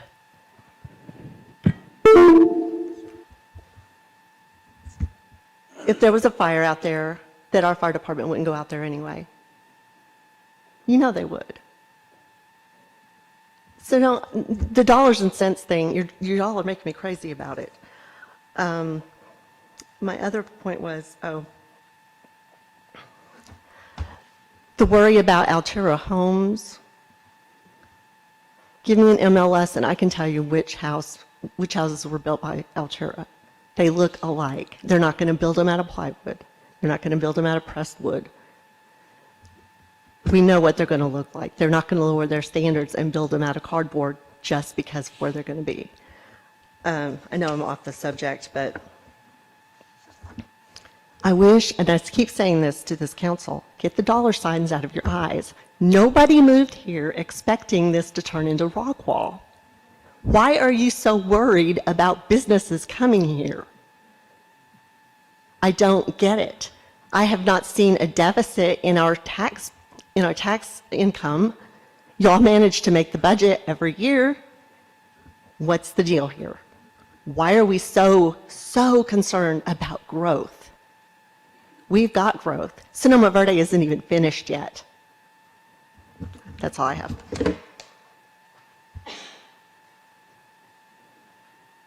I want to go back to the 2 questions that were asked to Mr. Joyce. Do you remember what they are? Yes, ma'am. Mayor Pro Tem. Ryan Joyce, 1189 Waters Edge Drive, Rockwall, Texas, Cruz Lakes, just on the north side of 30. I believe there's only one question directed at me specifically in regards to the 1.5 acre lots, and if that was a matter of making less money or what the deal was with that. So we're not asking anything of the Savannah Hill residents. We're not asking, we've asked of the landowners. The landowners have given no significant no significant help or financial help in regards to this project. They feel like they're offering a fair price for the land, and we feel like it's a fair price for the land. We have taken a significant financial hit in changing to this layout in hopes of providing some modifications in order to be better stewards not only of this particular property, but of the property adjacent to us as well. I did want to make just a few other comments in response to some of the things that were brought up. These two particular property owners, Mr. Hickerson and Mr. Sinks. Mr. Sinks operates a business here locally. He is not going anywhere. I do not know where he is moving to. I know they're looking at purchasing a house, potentially staying within the McLendon-Chisholm area, but they're not selling this property and setting sail and off to the Blue Lagoons of Key West or anything like that. Mr. Hickerson also owns a bunch of property in the area as well. So he has property in several different municipalities, additional property in McLendon-Chisholm, additional property adjacent to this property that he is retaining ownership to. So these are not people that bought property decades ago and held on to it and are just foreign investors. I mean, they have worked this land and they have taken care of this land for several years. And so we feel like it's proper to reward them for that investment that they've made in this community. I mean, nobody's really taken a hit but me. I feel like I've offered quite a bit of compromises, and we're doing everything we can. We think this is a great development. We think it'd be a great addition to the city. There was a question about the medium density and if that opens a door for future developers. As a city council, you still have to amend the comprehensive plan or the existing comprehensive plan. So even with the addition of a medium density category and applying it to this particular parcel only, still gives you the opportunity on a case-by-case basis whether to approve that change to the comp plan for another particular parcel. As I've explained before, these developments are just Rubik's Cubes and trying to figure out how all the pieces fit together in the best possible way that we can do. We were able to squeeze a few more colors out on one side in this particular instance and appease some of our neighbors, hopefully, but we feel like this is a great project. We feel like it's a great product and will only be a great benefit to the city. Our rough estimates are in excess of $65 million worth of ad valorem tax value to the city. And so we know the city's trying to grow, and we'd like to be a part of that. Thank you.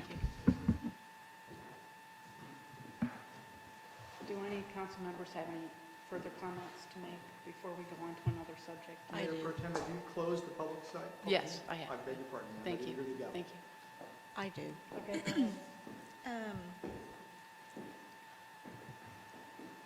I would like to address when people come out here because we see cows and, farms and hay and everything like that. You guys realize that people own that land. They've worked that land for so many years. And normally, their kids don't follow in that footsteps. And therefore, they get older and they want to sell because kids aren't going to do anything with it. So what do you guys, what do you think is going to be done with that land? It's not always going to stay that way. Somebody's going to want to profit from it. So things will change. Anytime you move somewhere, things are not always going to stay the same. They're just not, especially when there's land involved and money especially. The other thing I was going to say is somebody had mentioned something about the water issues. High Point Ranch, no, High Point Estates is 2 acres and above, I believe. They use the most water. That was one of the reasons we had water issues, is because they were watering 2 acres or more. If you pull up, it's really funny, if you pull up Google Earth, you can literally see how green that area is. Also, the other thing somebody had stated is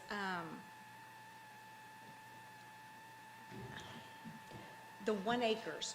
I'm not sure if everybody's aware. Does anybody like Kingsbridge? Does anybody like Quail Creek or Kensington or Chisholm Crossing Phase 4, Brushy Creek, Austin Corners? They're all 1 acre. Every single one of them are 1 acre. We've got more homes or more subdivisions with 1 acre than we have 1.5 or more. And that's where I don't really understand the big deal. Everybody seems to think that we've got 1.5 acres. We haven't been that way for a very long time. We just, 2015 or 18? 15, 18? 15. So I'm kind of confused I don't understand what the big 1.5 is. And I'm going to say this, most people that are complaining don't live on more than an acre. And if you've ever had to take care of 1.5 acres, it is a big difference. You would be very surprised. I know it doesn't seem that way, but if you're so upset about the acre to 1.5 acres, think about having to, the water bills and the irrigation. It's a big jump, guys. It really, really is. So, I have a lot more to say, but I know this, I don't know, I just think that we're not thinking it all the way through. And I think that we're getting stuck on, well, we've always been that way. We haven't always been that way. And if you go through all the neighborhoods and you like certain neighborhoods, most of those neighborhoods are 1 acre. So, that's all I gotta say. Ryan, anything? I mean, we're not making a decision. Yeah, no, so- No, just do you have anything to say? Not this time. Mr. Dahl? So I live on a 1 acre lot. I live in Quail Creek. But at the same time, our comprehensive plan says 1.5 acre lots. Every single constituent that I've ever talked to, on the phone, in person, email, they all want 1.5 acre lots. But do they live on them? When I ran for election, I ran on election of maintaining the 1.5 acre lot restriction. Until it changes in the comp plan and everybody gets their say into actually going through the process of actually changing it, I'm going to sit on it. I'm sitting on my 1.5. I told people when I got elected I was going to sit on it, and I'm not going to be called a liar. And see, I did run on that. I think it should be 1 acre. And I still believe that. And I just think that, because I've lived on both, and I believe that sometimes more is not better. It's just not. The older I get, the harder it is to take care of everything. Every time I turn around, I'm having to put out more money on something. I would much rather have 1 acre. I think neighborhoods look better that way. They sell better that way because most people think that. I get it. We're out here in the country, but those people are selling their land. Who do you think they're going to sell it to? I mean, honestly, ask yourself that. Who are they selling it to? It's going to be developers. You can't have a country store out there on Pullen. So it's going to be a developer. I would much rather have them come into the city and us have a way of saying what goes on. And I just think that compromise and just working with people, it gets you much more than, and just like I said earlier, you're going to split the whole neighborhood up. It's already them against us, if you do that. And sorry. Okay, well, we aren't voting, we aren't making any more motions.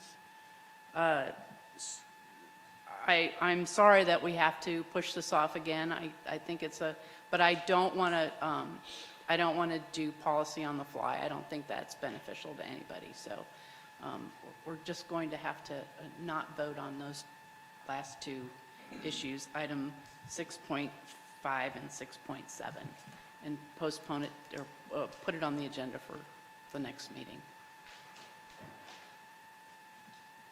Is that the correct way to get out of that? Yes. All right. With that, we're going to take a 5-minute break, and I'm going to adjourn the meeting, or table the meeting. It's 8 o'clock. We'll be back in 5 minutes.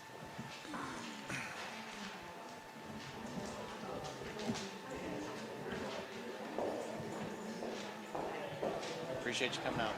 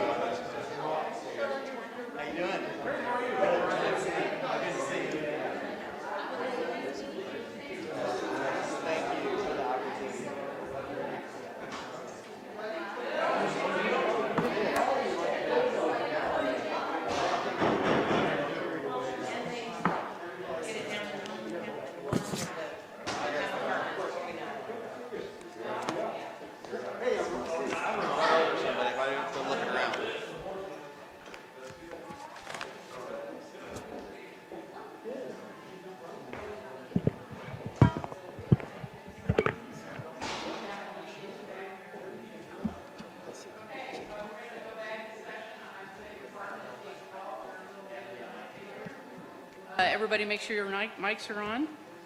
Item 6.8, discussion and action regarding consideration of change order number 1 for modification of an existing contract with Double R Utilities Incorporated to include an additional sanitary sewer bore and crossing under Highway 205 in the amount of $72,291 and related cost increase of $40,344 to serve properties on the east side of Highway 205 and properties north of FM 550. Ms. Lisa, take it from here. Yes, ma'am.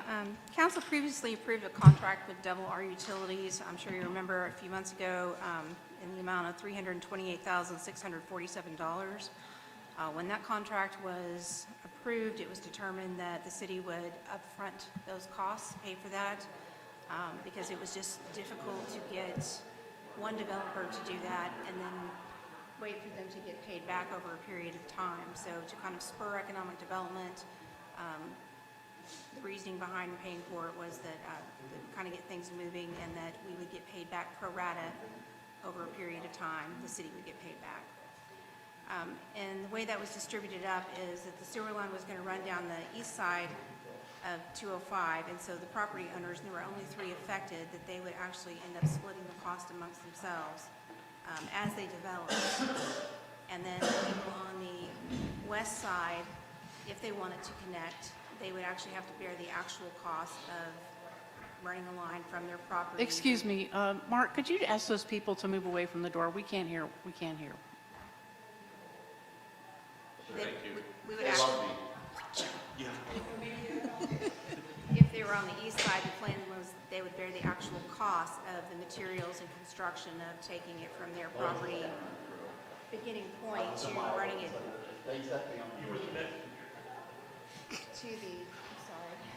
to the line, to the newly constructed line. So the Brazzini Winery was already under construction, had a building permit at the time this was approved, and they had a septic system already designed. So at the time this was approved, it seemed unlikely they were ahead of us, that they would connect, or that we could insist that they connect. They have, however, we've talked to them, and they have expressed interest in connecting to the sewer system. Under the present plan, the way it's approved, they would have to bear the full cost of an additional bore under 205 and all the materials and connecting to that system that's already approved, which amounts to that 72,000. Yes. So eventually they could get paid back from other people on the east side and possibly even the north on the east side, but we don't know when that's going to be. So for the same reasons that it wasn't really practical for one property owner to bear the cost on the east side, it's really not that practical for one property owner. It's kind of a hardship for them to bear it on the other side. So we looked at different ways of trying to figure out what we could possibly do. And so I asked T&P, the engineer, if he would go back and just to see what it would look like if he reconfigured the cost and added in the bore and crossing, the additional crossing to get to the east side into the totality of the project itself.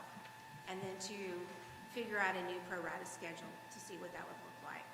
So we tried it by linear foot, we tried it by the entire lot, and we kind of settled on maybe the most fair way to do it as far as splitting up the cost. It would be pro rata by acreage according to the part that is actually zoned commercial. Because if you look at our zoning, the red strip that goes down that 205, the entire width of some of those lots are not all zoned. So some of them on the corners, maybe the entirety of those lots are zoned. If you go up to the 550, 205, some of those in their entirety are zoned general business.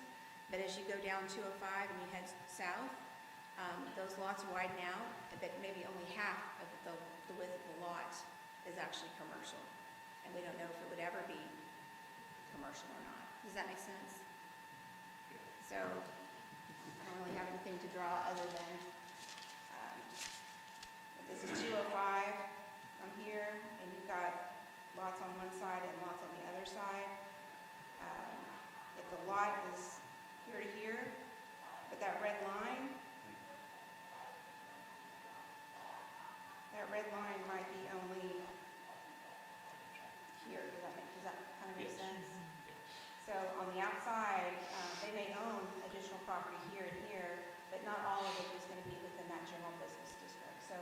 we tried to come up with a way that would be, I don't know that there's 100%, fair way.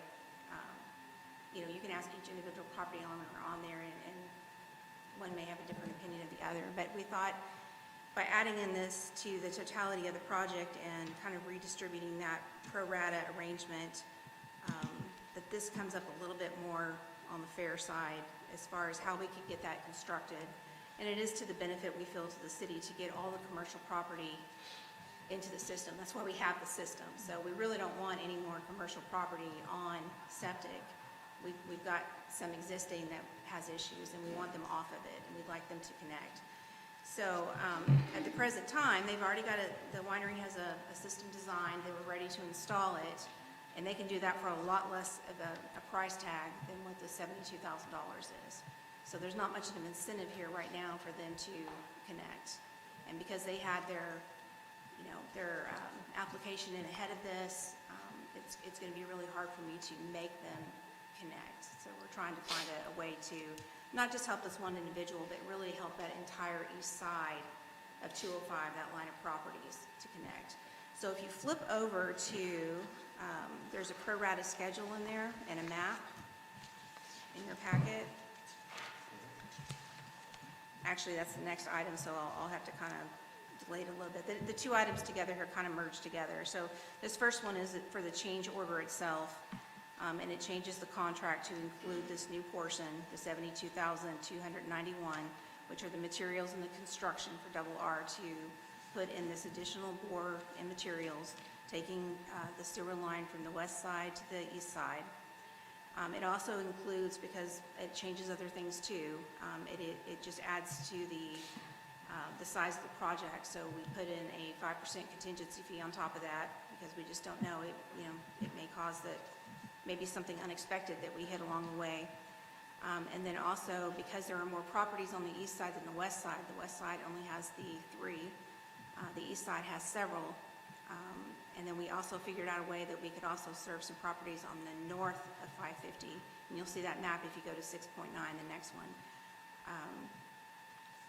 That additional surveying and easement to get to have that line there, all that is going to be an additional $40,000. So that's got to be worked into the project as well. So you would be including, this item is just the Double R utility change order for $72,291. But if you approve that, you have to know that this would also require a budget amendment for those other items too, the 5% contingency fee and the $40,000 for all those extra surveying for those easements for that. So, in all fairness, I could just ask you for the contract change for the 72, but that's not the whole picture. The whole picture is really both of those costs. So we'd have to bring back to you, if you approve this tonight, a budget amendment, which would also include that $40,000 price tag as well. Any questions? Did they commit to any, did the vineyard commit to any type of money or funds? I talked to them briefly about the new schedule that the engineer came up with, and they responded favorably. And the next item is that schedule, and if you want to, I don't know how Mr. Hall feels, if you want to ask him if you can delay action on this and move to the second one, because they are related, and talk about the pro rata. If you want to.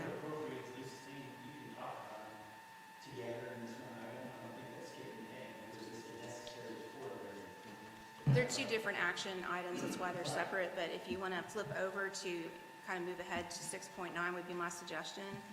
That item is the actual pro rata agreement that would be distributed to all of the property owners. So each of those property owners, to make this work, is going to have to give land for an easement. And I don't think we're going to have any problem getting easements, because it's going to be to everyone's benefit to have the sewer line there. So that part shouldn't be an issue. But if you flip over one more, you will actually see the map of the project. It's like this, and it shows the new section that crosses 205 to the east side. And then behind that is the pro rata schedule. And that actually shows each and every property that could possibly be served by this sewer line. So from Via Toscana all the way to 550, and then there's a couple of lots on the north side of 550 as well. And it breaks it down by commercial acreage, what's zoned currently as commercial we call it general business acreage, and you've got that acreage broken out there, and you've got the percent cost of the project as compared to the total cost. And each property owner there has a cost by it, so you can actually see what they would be charged. So like the winery that we were speaking of, that one came out to $18,200. Well, that is significantly less than probably what their sewer septic system would be. So that is more an incentive to tie in to the line there. But then again, you have to weigh it, and the city is paying more upfront. So that's your burden tonight, is to decide if you want to go that route. I'm just looking at the map, and I'm curious to why we're going across the road and then back across the road to the vineyard instead of just staying on the same side of 205 right to the vineyard. There is a gas line right there at Via Toscana, and the way that was designed, a lot of it has to do with working around that gas line, and it also has to do with the topography of the land, because that is a gravity sewer line. So there are no pumps there. That is just going to gravity flow into the existing sewer line there at Via Toscana. So you take it from where the Sonic area is, and it's going to gravity flow down towards Via Toscana. Lisa, what are the other businesses that are on the west side of 205? On the west side, Mr. Polani's, the MFS group is Mr. Polani, who really started this whole thing, and he wanted to do the little strip center that was approved. The zoning was approved on that. I meant east side, sorry. I'm sorry? East side, I meant east side, Oh, sorry. east side, I'm sorry. Yeah. I'm sorry. The same side as Rosini's. Yes, I can tell you that. Hang on.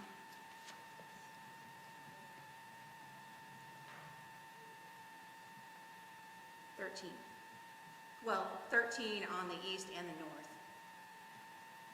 East and north of 550. Originally, we had all of the costs coming back to us from 3 properties on the east side. And now we have distributed those costs to every single property that could possibly be served and tied into this line. So that's additional 13 properties. And what we'd like to do, and my suggestion would be, is that if you did approve this tonight, that we do follow up with an ordinance, and I've already talked to Mr. Hall about it, about actually requiring anyone in this area that would have to tie in. Even residential? No, commercial. I wouldn't burden residential with that. I mean, they would have the option. There's a couple of residential homes that are within that general business district. Because they're in there, they could have that. But my thought is that eventually, probably the little bit up there that is residential, because it's zone general business, that someday they'll probably sell out and be general business. The pricing schedule here in the pro rata agreement under Article 9 puts it at $5,084.16 per acre. So if we go through with this today, and then as soon as we go through our comprehensive plan is going to be gone through, hopefully, and scheduled to end by the end of this year. Well, economic development is currently working on zoning. P&Z is going to be working on zoning. So that little red strip is most likely going to change in some fashion. What are we going to, obviously we're probably going to have to come up with another one of these agreements, but how are you staging to compensate for that? I mean, I personally think that you kind of made a commitment here, and I think that when we review that comp plan, I think it's almost a given that this part probably will change between Via Toscana and 550, and the lots 1 or 2 north of the Sonic there, because you've now invested in the sewer line. If you approve it as it's here, you've invested in that sewer line. You've already approved the first part of it. Even if you didn't change anything today, you just went with what you had, and you let the Rosinis with the option to tie in or not tie in, and just left it alone, which you could do. You've already made a financial commitment to put that sewer line in. So my thought is, I would think it would be very unlikely that we would change the zoning from Via Toscana down to the 550-205 intersection. Oh, that no, perhaps my thinking was is that zoning strip is probably gonna get a little larger to compensate for the size of Oh, I the see 6 what lanes. you're saying. So your acreage is gonna change. I don't think that zoning is gonna be going anywhere, because it's called the Four Corners, because that's sort of, as it stands right now, it's a little bit of, the only economic development we currently have. But that zoning is going to change. It's most likely gonna be getting a little larger.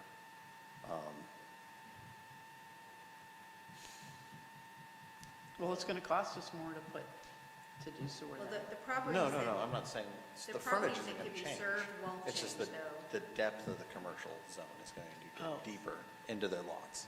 That part could change, but the properties themselves that could be served won't change. So it's true that maybe the properties, say on the west side, that were only half of the, the depth, or what you want to call it, from 205 back towards Chisholm Crossing there, if only half of that is general business and it widens out and it all becomes general business, that's true, that number would change a little bit, but we've already charged them here for it, so I don't think we would change anything. I think we would probably just leave it as is. So if you approve the schedule today, I think we could just leave that. Okay, well, my concern is that if we did it if we charge by frontage, then it's currently set up to charge by acreage. But if we charge by actual linear frontage, it makes more sense, because if the zoning would incorporate a slightly deeper setback of the current red zone, that's gonna change this entire schedule completely. But if we did it by linear frontage going down 205 in that area, it would make more sense, at least to me. Well, our thought was that if you did it by totality of acreage, that you can just put a lot more, when one of these properties is 30 acres, you're going to fit a lot more commercial activity on 30 acres than you are the 1.5 acres on the corner. And if you go by, but it may be deeper than it is long. We looked at how much commercial activity could you fit on the lot, is what we looked at. Okay, Does that make sense? makes sense. And if properties are bought and sold, and if it does become wider, if that widens out, it might be that, they're actually splitting that burden with somebody else at that point. And we would have the ordinance in place, so they would have to tie into the sewer. Yes, the intention would be, if you approve this, we would come back in 2 weeks with an ordinance that says if you're in this region, you have to tie in, because we've made the investment now. Yeah, any We new wanna get our construction money would back. have to tie in. And are we going to have the sign time to it? We create that order? If the attorney will allow me to require them to tie in with a period of time, I've seen ordinances where you have either, say, 24 months to tie in, or when your system fails, your existing septic system fails, and it requires more than just general maintenance, that you cannot expand your system or put in a new system, and then you have to tie in. So that's probably the more likely of the case. If somebody's paid and they paid $30,000 for a system, it seems a little bit on the cruel side to say, hey, you just paid for the system and now we're going to make you abandon your system and tie in to the new sewer system. But it does seem reasonable that they wouldn't expand it, or they wouldn't put in a new system that then would be required to tie in. It would be a different zone, because you don't want to require them on property, so it can risk an inverse condemnation claim. So in zoning, if you've got, for example, is fences. So if you've got a fence and the zoning is changed, your fence is in decent shape, you're not looking into a substance that the ordinance has changed that doesn't allow anymore. You're not required to take your fence down. I think that's something we're all probably really familiar with. Now, once your fence suffers weathering, storms, et cetera, like that, and gets,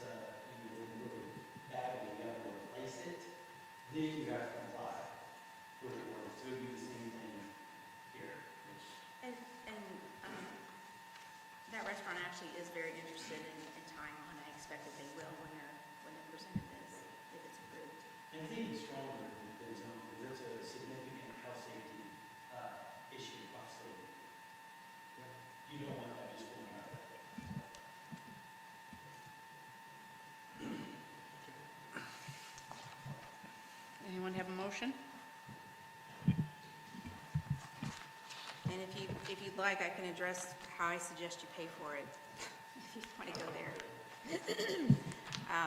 I would suggest you have a fund balance policy.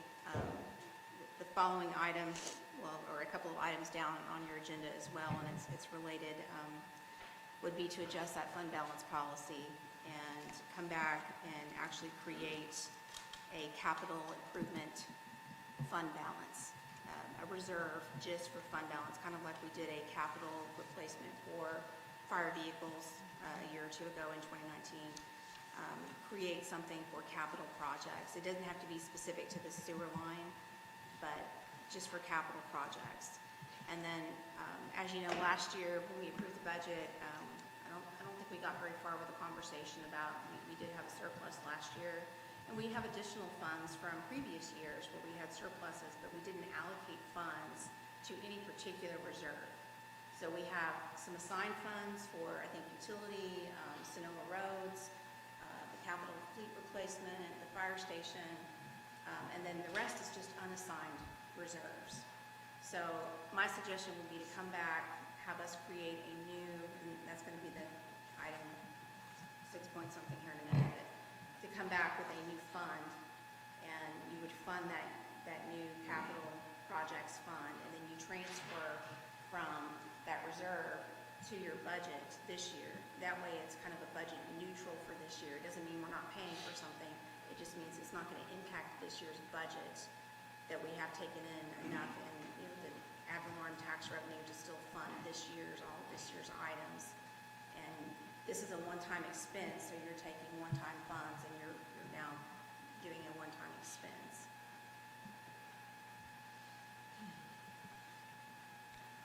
Is there any more perceivable change orders to this project that we should be aware of? I asked that Plausibles? question too, and I do not foresee any. That's why we added that 5% contingency in, so hopefully I will not have to come back to you anymore. And those are all the properties that can possibly be served. So at this point, I think we've vetted out all the issues that we possibly can.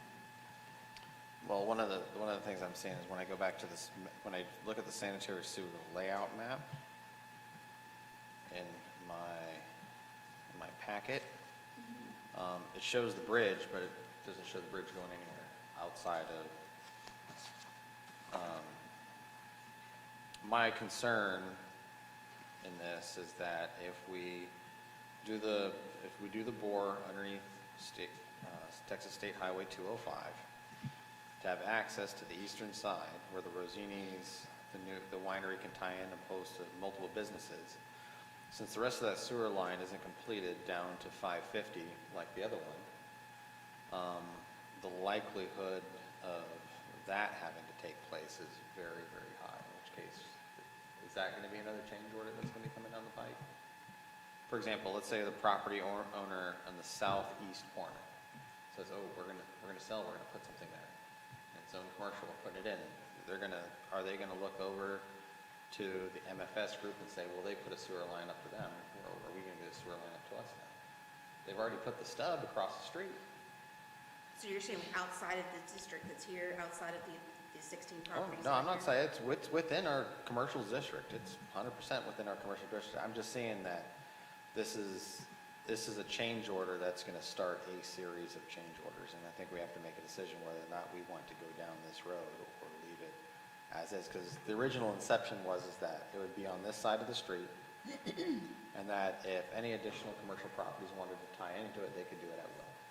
And they could pay, they could do their bore, go under State Highway 205, and they could tie in it and pay their tap fee that we already established.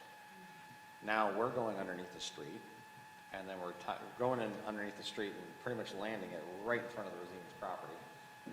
But if another piece of property just slightly up north of that location, like right where the Four Corners is, one of those develops, now they're going to ask for the same treatment that we gave the MSF group, and they're going to ask for the same treatment that we gave the Rosini's.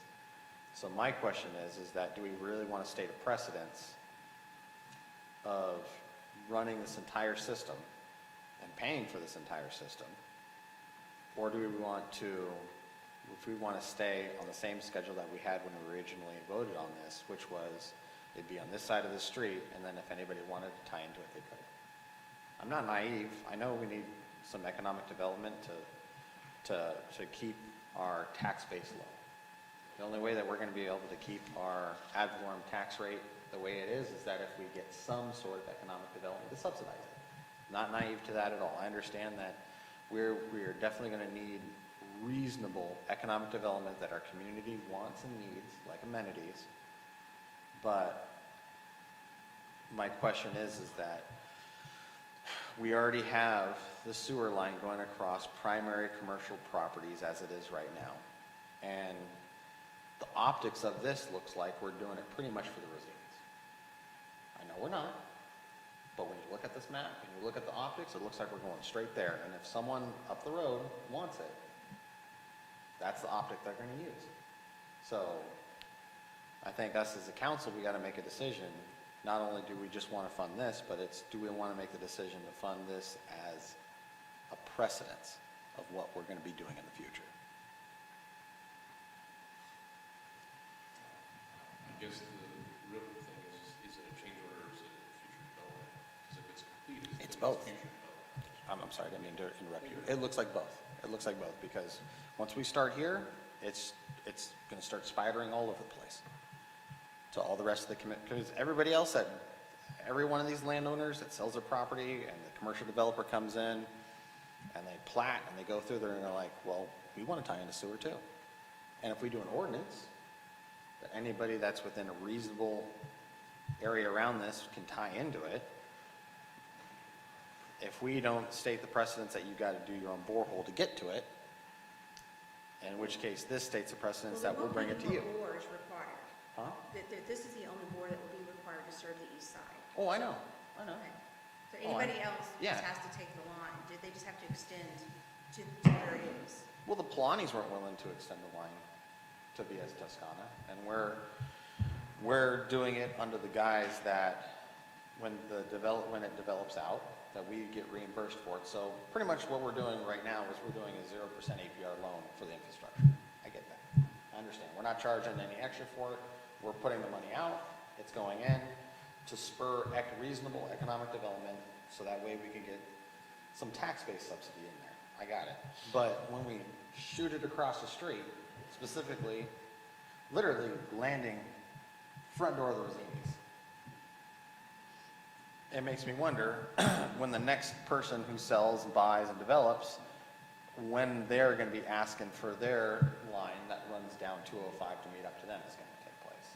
When's that change order going to happen? It may happen, it may not.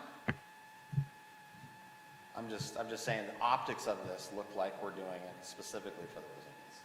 And instead of, and I know we're not, because we're pretty much trying to open up another side to it, but that's what it looks like. When I look at that map, that's what it looks like. Well, you certainly don't have to approve it. I mean, you can certainly go with the plan that you had. It's just I won't be able to get the winery on it.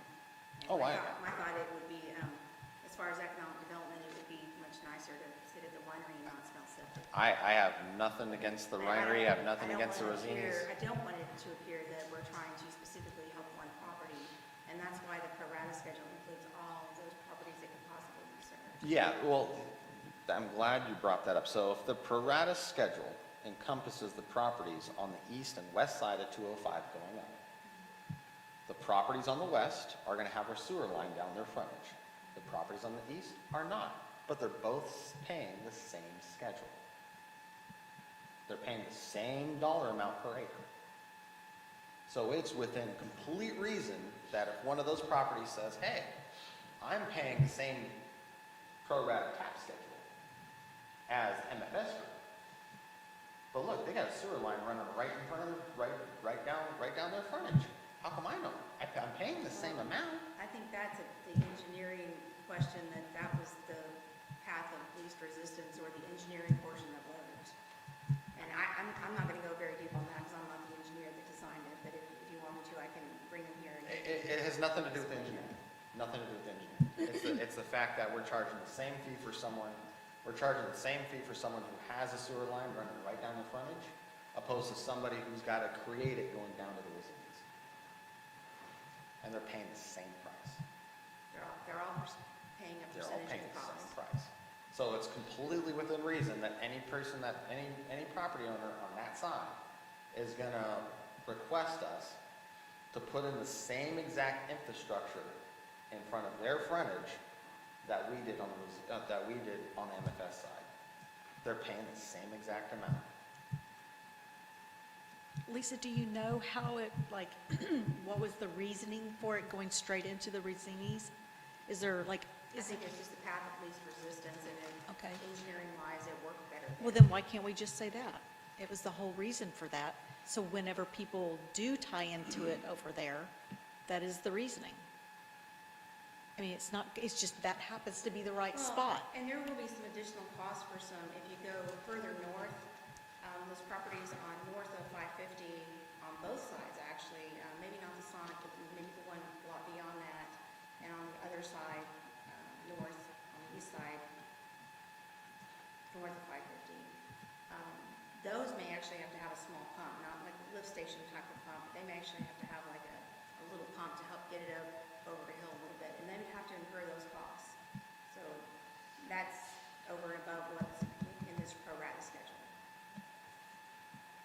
I mean, it's got to go across somewhere. And it just This is happens. just trying to get it to the east side, Yep. that's all we try to do And here. that just happens to be right there where there already is a business. Hey, Lisa, can you put the map up there for me, please? Yes, give me a second. So I could.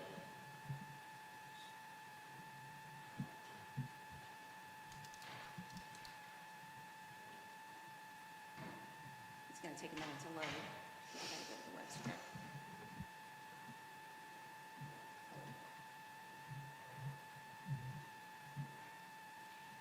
Do we know what the dashes are for? I mean, is that like the way it's flowing, or is that just, What dash did you? I think it's just Is it- anticipated ticker. okay. It just shows the rough Okay. location. I was gonna say, because it looks like it'd be right there is where that would go. Well, I know they looked at the entire length of that system, and that ended up just being the most practical place to put it. And like I said, I'm more than happy to, if you wanted to postpone it, to bring the engineer in, and you can explain the engineering aspect of it. I don't feel qualified to do that part, but I'm more than happy to bring him in if you'd like.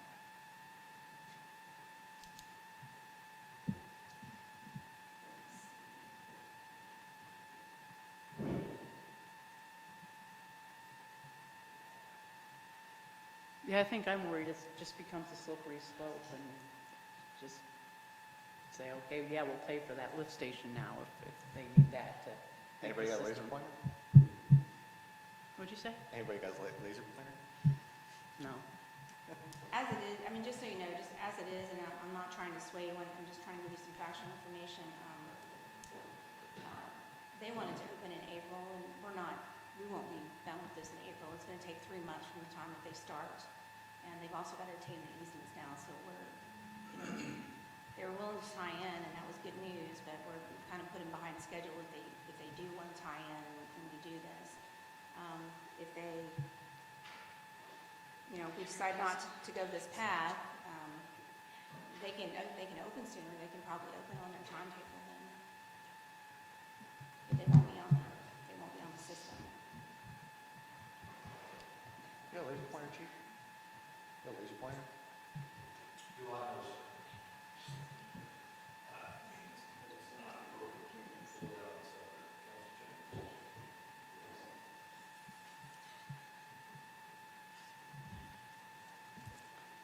On an as-needed basis.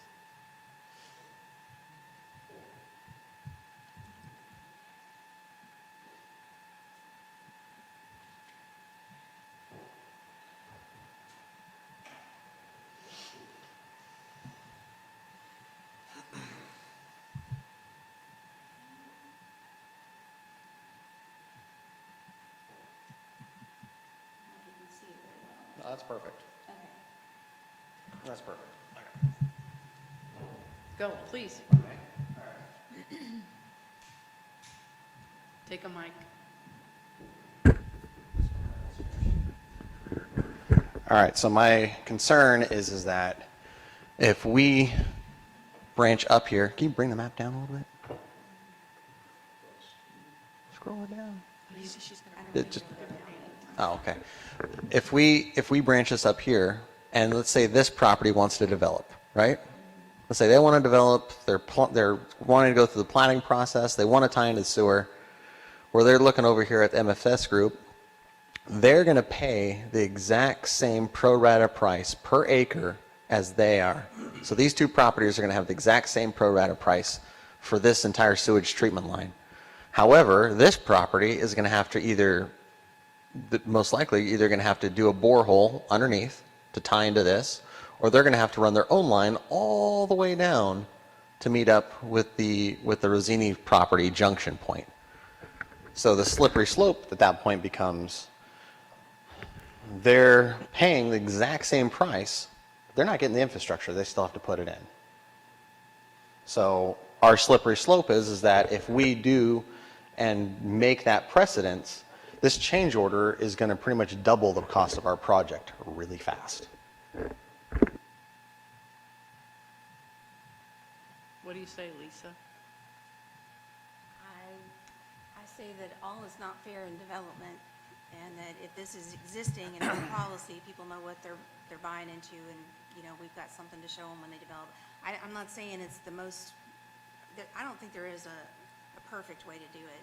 We're just trying to find the most benefit, you know, for what we can. I'd like to get the most people on here that we can, and they're the only ones on the east side that are developing right now. So I do have concerns for these other properties someday, but I don't have them before me right now, and I do have the winery that wants to open. My guess is the majority of the cost is the boring of it anyways. Yes. So going underneath the road, not Yes. digging the ditch. It will be a lot less Pipes. expensive just for the line portion to come down, that is So true. once it's over, it should be relatively less expensive to expect. Yes, I don't have the cost for that part itself, but yes, you're right. To bring it down to where the bore is, to where the crossing is, should be a lot less expensive. The major portion is going under 205. So to tie this into an earlier point that I made about acreage over linear feet as far as frontage, is that if you take all the properties that are currently bound to be serviced by that line, and they got charged based off of their frontage, right, and they paid that price, if we do have a change order and it crosses the street, then all that additional construction, that frontage would be then applied to that group, making it even, making it equal. So the line as it sits right now, right? Let's just call that Plan A. Okay? All the properties in the linear foot of frontage, it runs down 205 that actually goes across, they have one price that, just like a PID, right? You do it in phases, right? So they would be, their pricing would be allocated like a PID for the infrastructure that they have in front of them that actually has tangible access to their property. As soon as it jumps across the street and runs back the other way, that price of that cost then gets translated into the linear feet of frontage in front of those properties.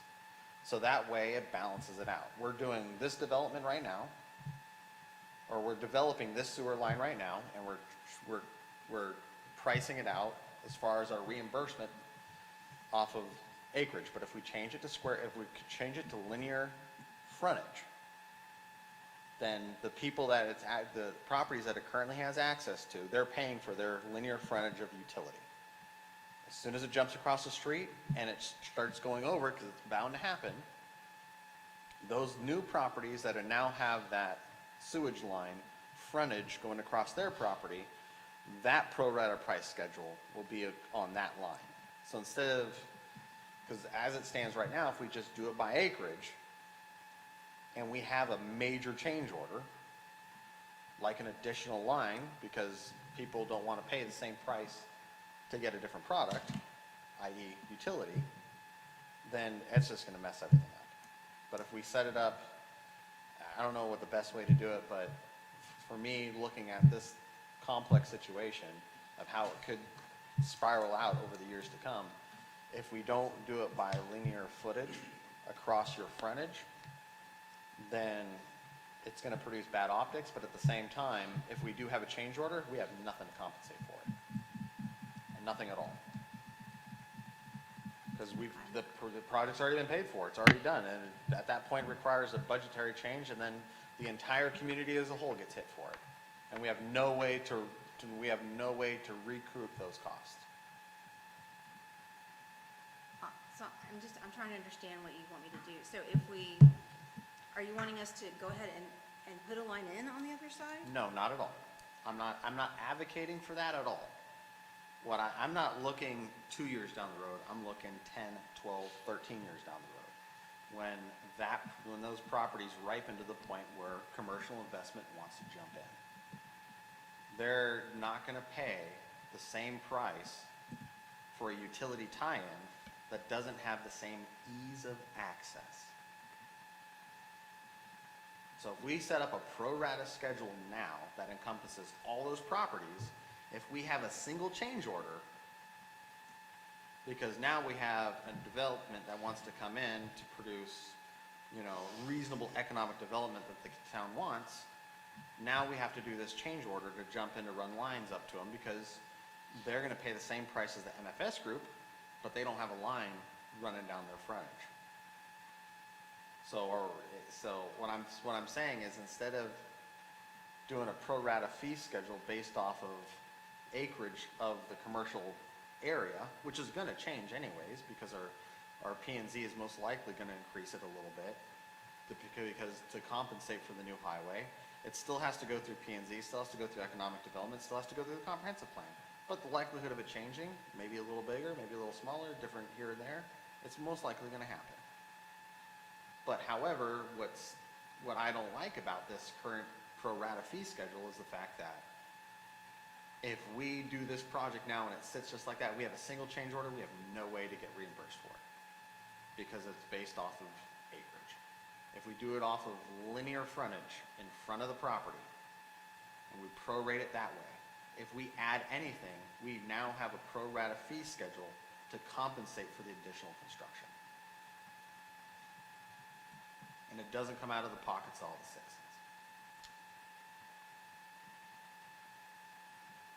Might I suggest something? Might I suggest that Councilmember Dahl work offline with Ms. Palumba and you two get your points figured out and bring it back to us? I'm happy to. What do other cities do? I mean, what have they done?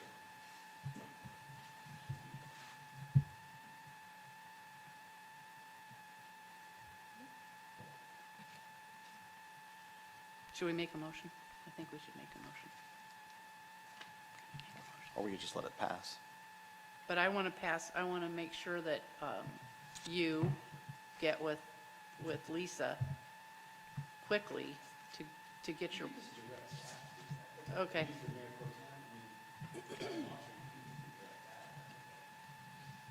Okay, I would like to direct staff to work with Councilmember Dahl on the pro rata sanitary sewer agreement between the city and the property owners to come up with an alternative plan to do the apportionment in fees. Is that okay? Yeah, that's fine. All right. So that covers item 6.8 and 6.9. We're going to move on to item 6.10. Discussion and action regarding a request by Chief Simmons for purchase of a new fire engine in the amount of $380,668 due to the catastrophic failure of the city's primary fire and reserve fire engines. Go ahead and take the floor, Chief.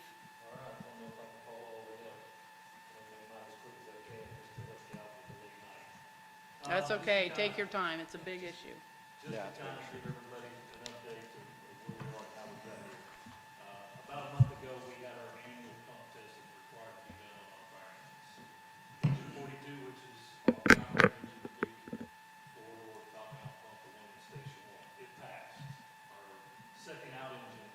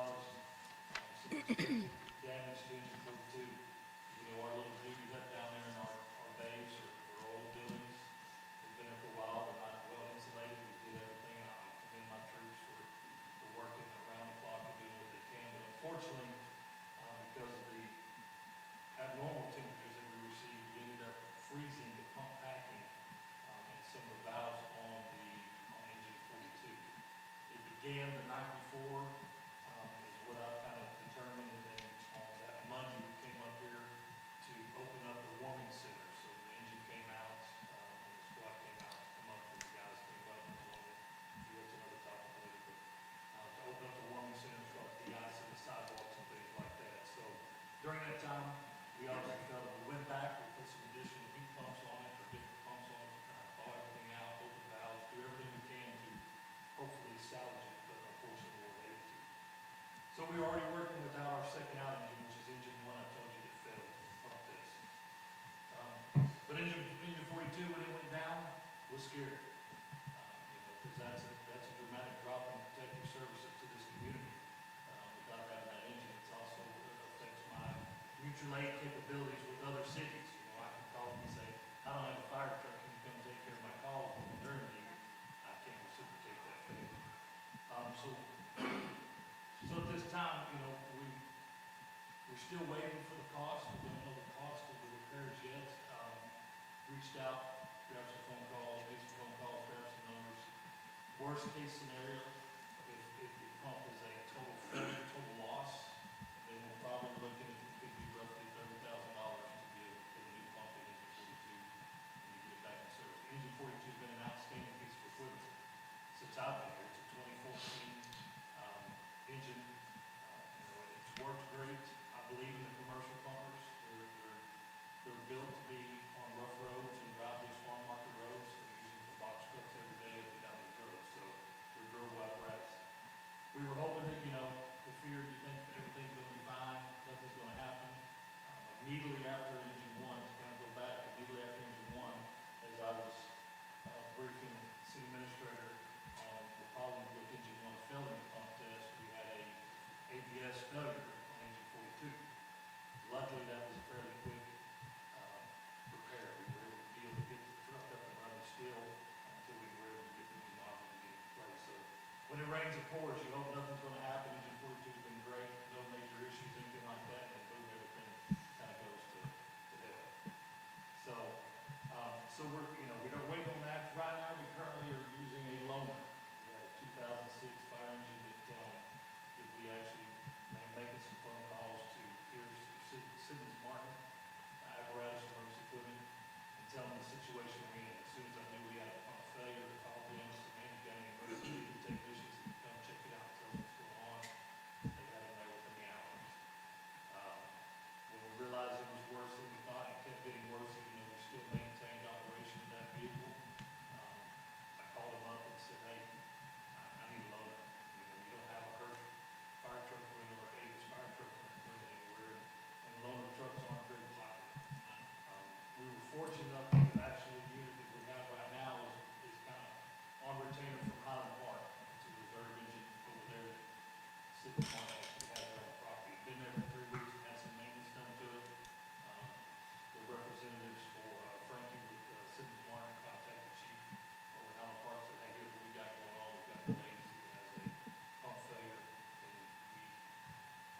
we basically rent this apparatus to them, so the chiefs will have to do this. So that is at a cost of $200 per day right now. Now, of course, before you was to purchase a new truck, if that is approved tonight, then there will be no rental fee as long as we need that apparatus inside our city to be able to maintain all our spots capabilities. Usually we talk about ordering custom vehicles at the workshop, talk to you a little bit, show you the pictures of the difference between a commercial pumper and a custom pumper. The big difference is the caps. One looks prettier, turns a little bit better, but from the caps back, those apparatus are custom built and have all the capabilities we need. And normally that's what people do. They want to buy the big pretty ones and look pretty and all that, and it costs you about additional $250,000 to buy that.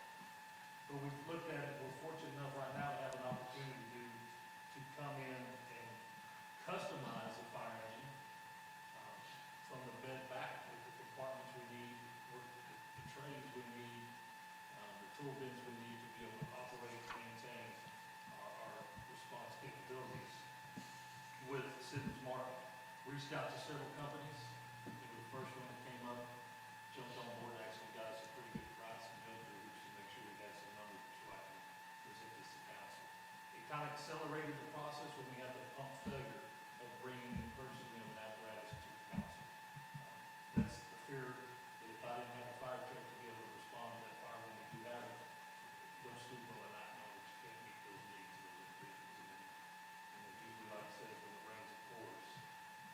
Sid's Barton Group is, we're looking at a commercial Freightliner in what they call N2106 FD, and that would be a price of $380,000.68. With this setup, because we're fortunate enough to get in, Sid's Barton's will buy 4 what they call stock units, or 4 or 5 stock units a year that are being built because they sell them. So we were fortunate enough, when I reached out to them, said, hey man, you know, what can I give, what can we do after our workshop? They said, man, you're lucky that we have 2 in the queue. Great, give me the specs on one, here's what we'd like to do to it. That truck sold the night before we did, so we're down to 1. We have what we call a wet step on it right now. They're holding that truck because they know the situation we're in. If it's going to be able to be approved by council, then that now would become, tonight, would become the city of McLendon-Chisholm's engine if we were able to move forward with it. This vehicle, we would have within 2 to 3 months. I know a lot of times you talk about budget. We do know that this isn't going to affect the overall budget. The other side of it too is we're going to get engine 42 fixed. We're going to have that back up as well. But there's no guarantees that it's not going to be done again. Or if I have to send it off for preventative maintenance and it's down for 24 hours, then again, I'm going to have a second engine. If we do not purchase, if we do not move forward with it, now we're looking instead of 2 to 3 months, having it here in April, May, worst case scenario, first part of May. Now we can look at having an increase of 3% because we got it in and we got to talk with them for these particular vehicles that were into before the price increase in January. Cost would go up additional 3%, and now we're looking at 8 to 12 months turnaround, so we're prolonging it. We did speed up the process a little bit with purchasing this, but not far off what we talked about in 2019. So in your packets, I probably bored you with a lot of information, but you see there was 8 or 9 pages of not really upgrades, but we were able to customize this fire engine to be able to meet our needs for our fire district. With emergency lighting updates, scene lighting, custom painting the cab to give it more of the McLendon-Chisholm look, the logoing, the compartments, customizing the interior compartments where the firefighters actually ride. So we were able to do a lot in actually custom designing fire apparatus for our community, but just going with the standard commercial cab versus custom cab. If you look on the back, I mentioned some, in the package about the warranties.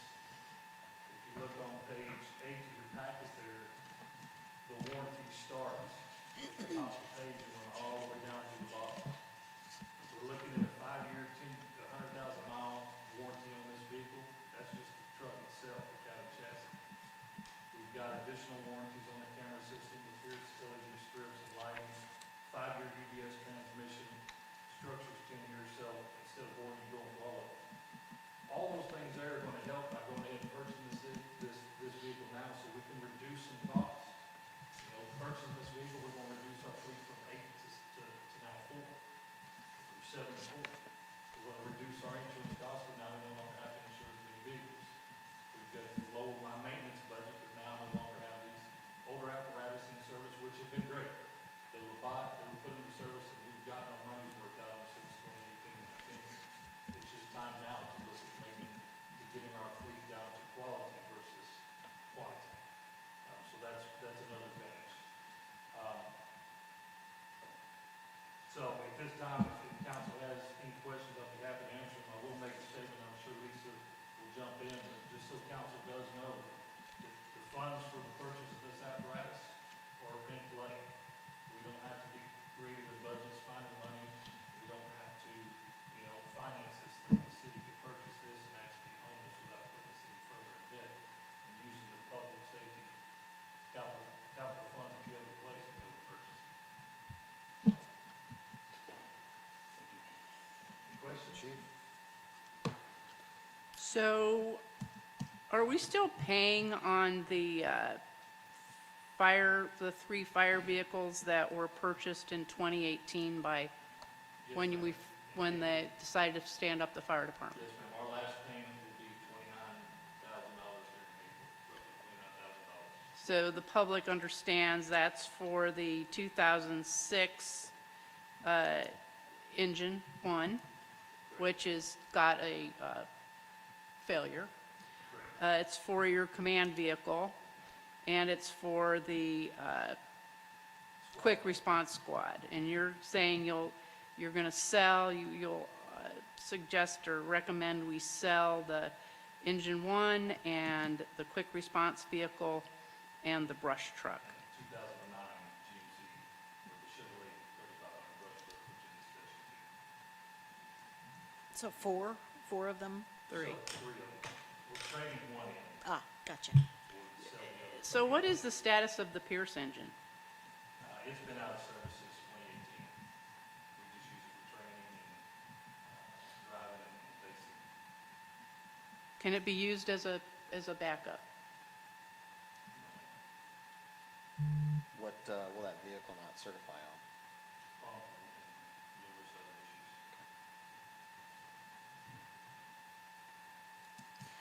Selling and or trading, which we showed the one there, that's a pretty good amount of money for a 1995 vehicle.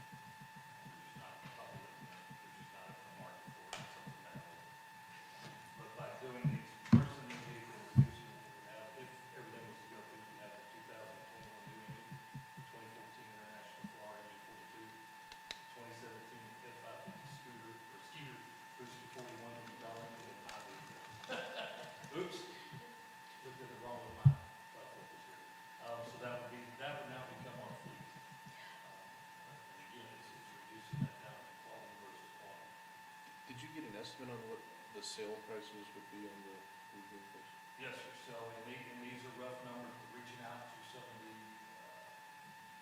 a handful, there's only a few of them that are worth discussing price with, so we'll look at, go with the, 2006 F450 quick response, you see there, the squad one. Based on some of the numbers, talking with, some of these companies that are out there, anywhere from 40 to 50,000 for that one. And we're looking at roughly 40 to 50,000 for the 2009 brush truck Booster 42. So selling those two, plus or minus, we may hit the market right, we may get a little more out of them, maybe 50,000 out of both of them. And we back, plus or minus, we could look at $80,000 to $100,000 feet of funds that we would recoup for the sale of those two vehicles alone.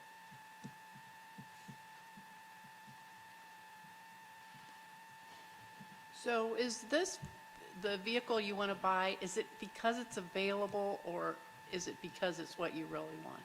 It's not what I want, it's what we need.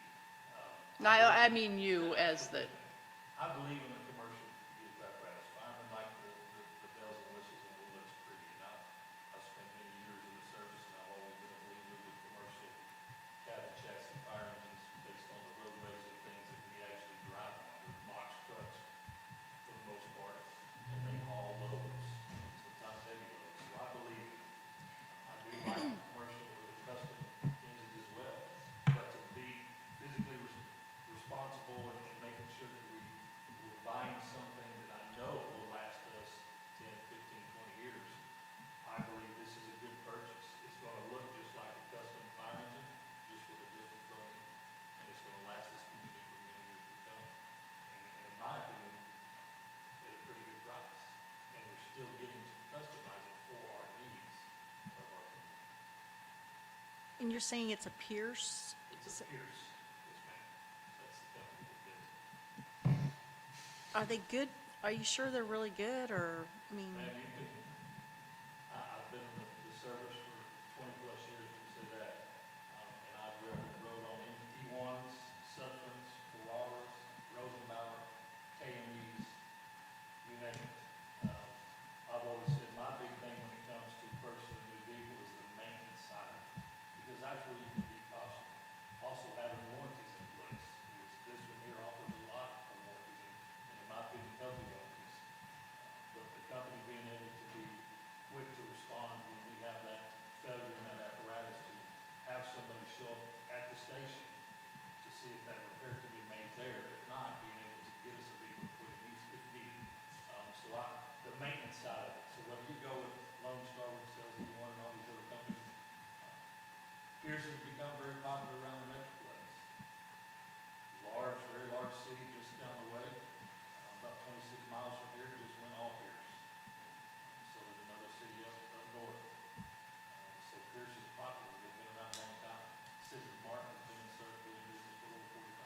So are they a broker and, or do they just do Pierce? They're dealers, Dealer, okay. city's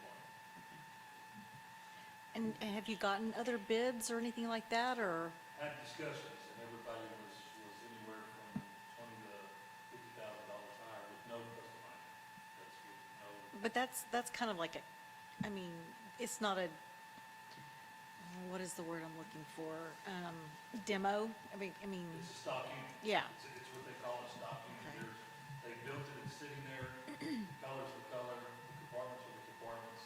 And usually when you go in and start trying to customize one that's already run through the plant, it's been built, you start having more expenses because it costs more now to go in and redo some of that work depending on your customization. So we were able to beat that because this particular apparatus is rolling down the assembly line, and because we were able to get, and it was timing. I mean, things happen for a reason. It was timing that we were able to get in on with this particular company and then have that one in place where we have no additional markups for the customization that we chose to put in place. May I ask, if we choose not to, what's your next plan? Like, what's Plan B? Pray to God that that engine doesn't fail. So I got an interesting, so I just ran just a couple of numbers. The vehicle that we're currently renting right now is $250 per day? Correct. Per day, okay. And you said that if you had to order a unit outside of Pierce, or what we're currently looking at getting, that the waiting list could be on average about 8 months, right? Correct. It's a custom built. So that right there, you take $250 per day, 30 days in a month, 8 months, that's 60 grand right there. And the thing is, we don't have an all. Please don't get set on thinking we can keep that for 8 months because that is not happening. No. What I'm saying is that Make sure we understand, if we make a decision tonight to do this, that decision alone will save us $60,000. Okay, well, another question I have is, and I'm just gonna, why customize? I mean, Not customized, man, this is about as bare bone a fire truck you can buy with agents. When I say customized, we're not putting spinners on it, we're not putting stereos in it, speakers and tinted windows and all this funny stuff. When I say customizing it, is referring to compartments, so driver's side, you have a pump down in the compartment, in that compartment is all our appliances, extra nozzles and things like that to be able to fight fire. When I say customizing, it's putting shelves or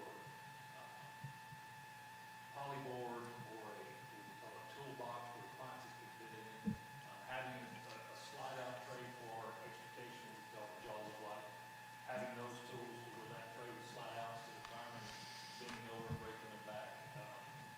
Yes, customizing the cab to put a different paint color on instead of red. You know, the troops would like to go with more of a gray tone, so it'd be a two-tone fire truck. You know, kind of new colors for the department. So when I say customizing, that's what we're talking about. okay. Custom pumper, which we'll refer to those, that's the ones you see with the big pretty front ends and the high cabs and different things like that. Customizing by buying a cab, a lot of our customization comes into the back of those things, making sure that hose beds are what we need, what we call speed lays, that are pre-connected hose lines, so when we pull up on that fire, we can pull them ready to go, so. Right. That's where a lot of our customizing comes from, adding more emergency lighting to the rear and to the sides to have that full 360-degree coverage, putting additional scene lights, so when we're on a scene, we can hit a switch and make that scene even brighter or safer, so that's, Right. that's what we refer to when we talk about customizing.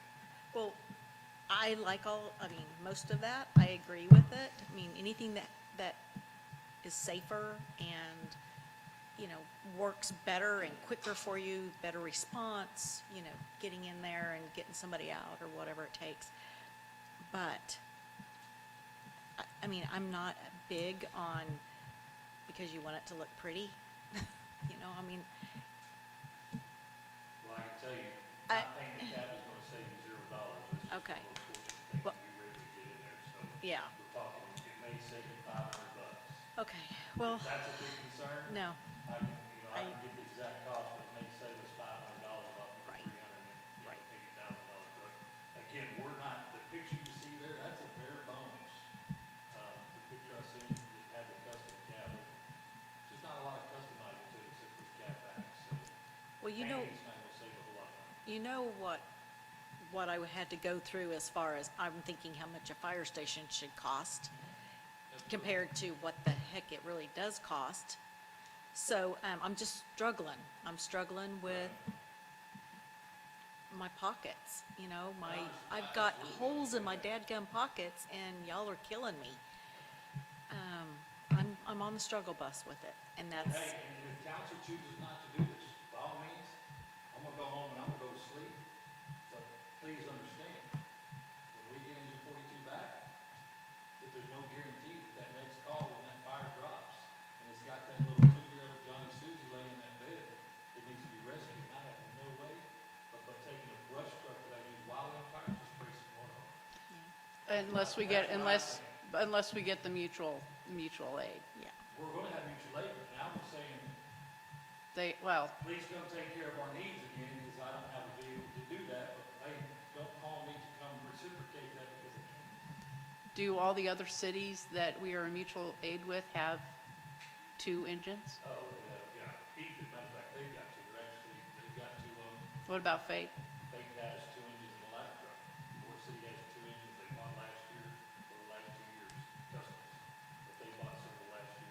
So is the 1,000 gallon water tank good, or do you think it should be 1,500, or? So 1250 is what we have on engine 42.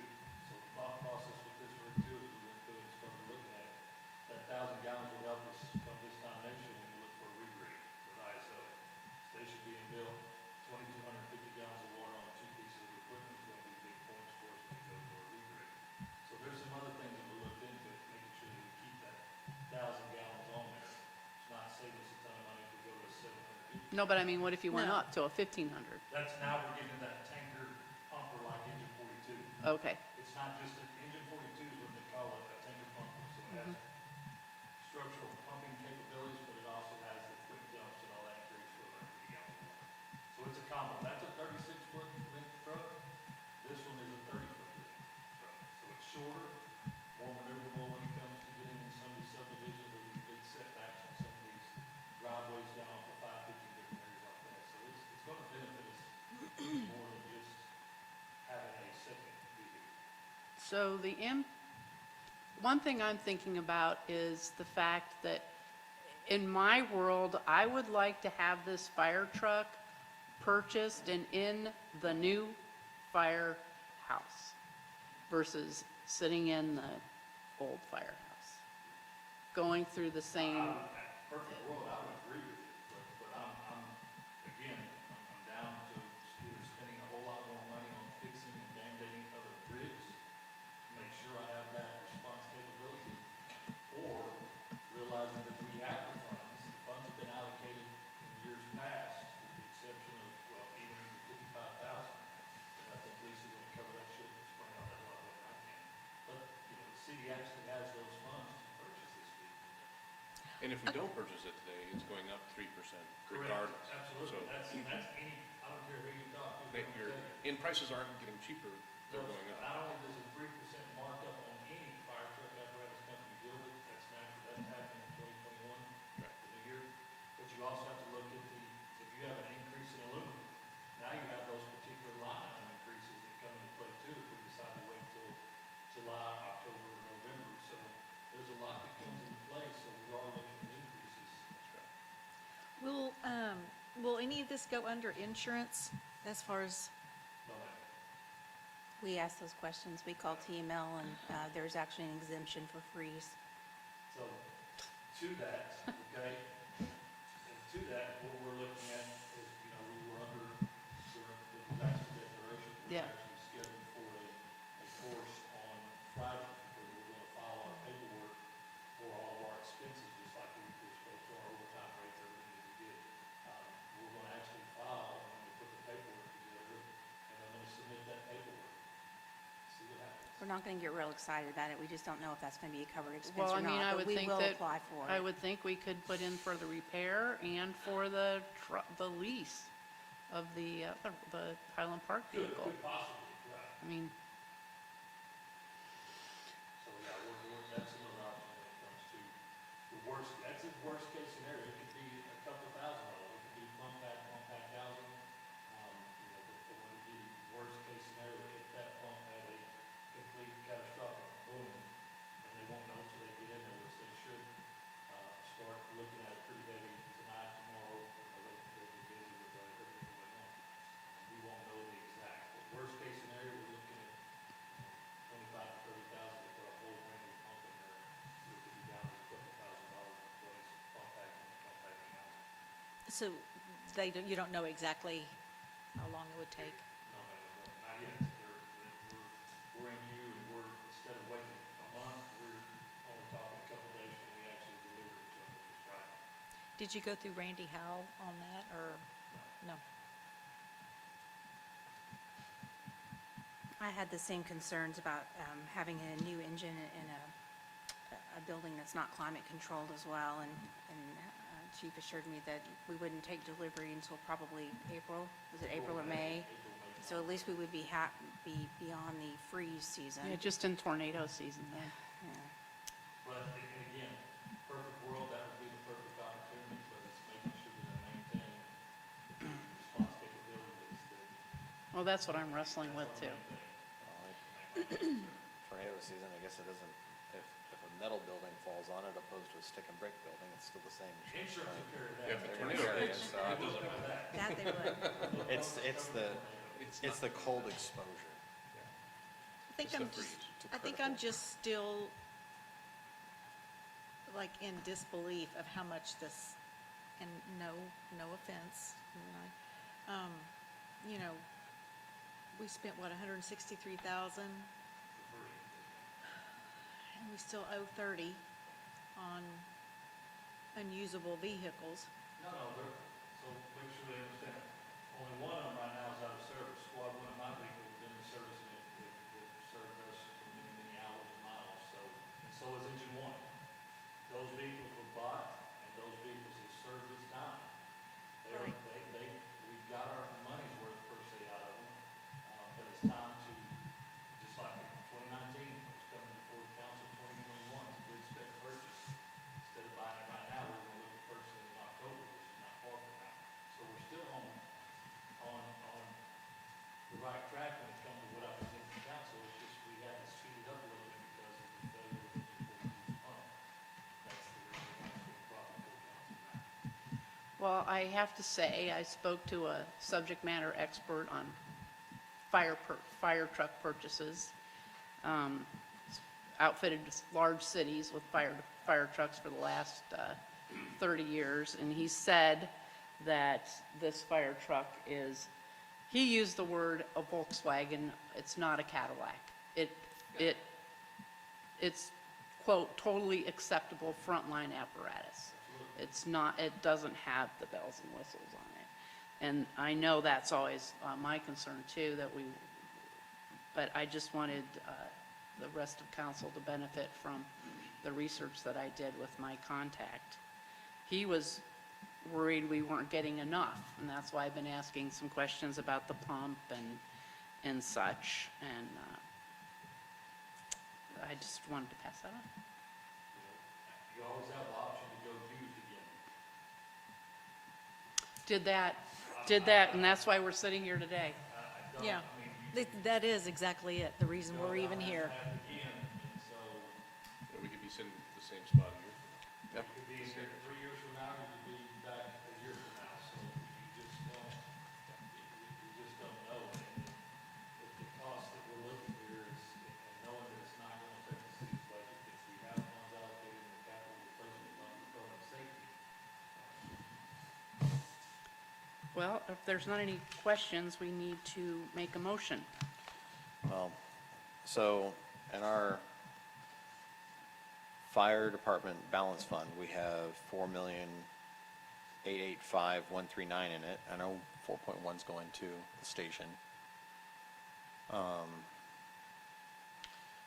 So this vehicle, 380,688, is going to bring that fund policy reserve to 404,471. Just rough math. And then if we're no longer paying for the rental for 8 months, that's a savings of 60 grand right there. That's going to be affected negatively towards the price of this vehicle. And then if Chief is able to sell the current apparatus that we have, he said anywhere between 40 and 80, or between 40 and 50K per vehicle. But if you go on the conservative end of that and say, okay, we could probably get 40, so that's 80K. We negative that against the price of this vehicle. So a vehicle that's 380,668, if we add in the savings of not paying for the rental, and we add in the additional revenue towards our fire balance fund policy again, we're looking at a vehicle that's $240,000. And don't forget the 3%, which is another roughly 10 grand. That's another 10 grand, yeah. So where is the 30,000 that we still owe on the other coming from?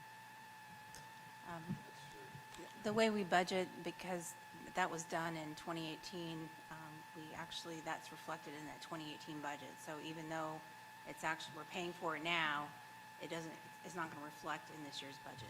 Oh, so it's already been subtracted from the 2018 budget, or? Yes.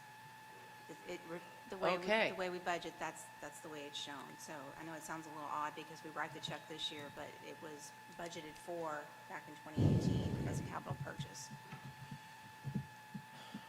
Well, there's one thing you don't mess with, and that's public safety. So if we get 42 back up and running, which we will, and the age of that vehicle is how old? 2014. That's when we got from MCVFD, as a point of record. MCVFD vehicle that we got, 2014. So we roughly have probably, what, a good 3 to 5 solid service years left on that vehicle? For what we call a 10-year mark, at least. For the 10-year mark. But it doesn't, but number one is down. And so that literally leaves us with a single vehicle, and if anything happens to that vehicle, like you said, your ABS module, when it went, we were done. Correct. We're out of town, we're out of business. Correct. So the ABS module goes out on it, or some other catastrophic failure goes out on it, and there's a fire call, and a resident in danger. I don't know about you, but I sleep a lot better at night knowing that they're down there at the station, they could actually make it to my house. Well, it's, as we just spoke about at the beginning of the meeting, the one thing that the citizens of McLendon-Chisholm have by being citizens is good public safety.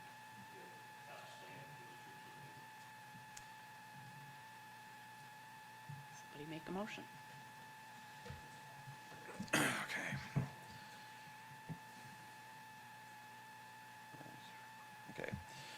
Mayor Pro Tem, I'd make a motion for item 6.10, discussion action regarding a request by the Chief Simmons to purchase a new fire engine in the amount of $380,668 due to catastrophic failure of the city's primary fire reserve engine and other substitute equipment. I make a motion that we pass this agenda item. I'll second that. Any discussion, further discussion? Again, I'm on the struggle bus. I think I'm actually driving it right now, I'm not just on.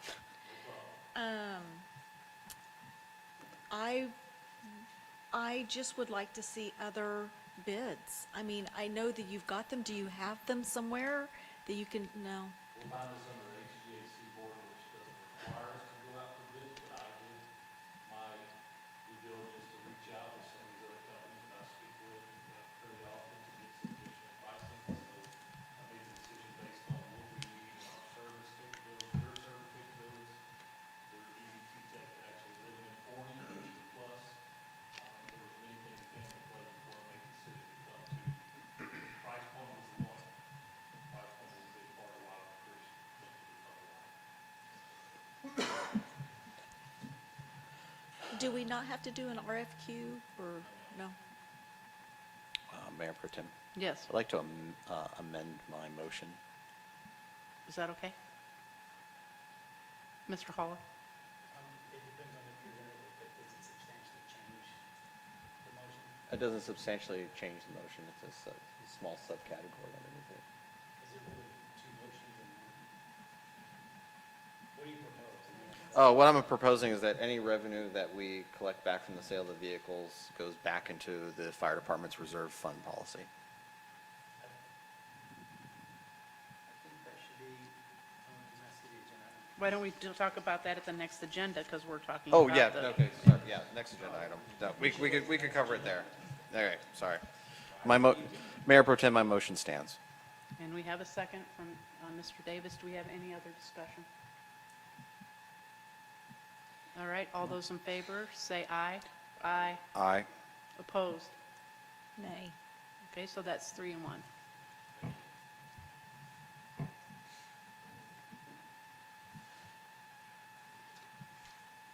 Okay, item 6.11. Discussion and direction to staff regarding review of the city's existing fund balance policy, current reserve levels, and account balances, and consider of allocation of funds to proposed and existing fund balance reserves. Ms. Lisa? Yes, so this was an item to take care of the sewer, but also the fire truck, so we can at least maybe take care of the portion for the fire truck since that was approved tonight. So I talked to the accountant at length this week on a couple of different occasions, trying to figure out the best way to do this without impacting this year's budget. You did put away $325,000 allocated for capital fleet replacement, specifically for that in 2019.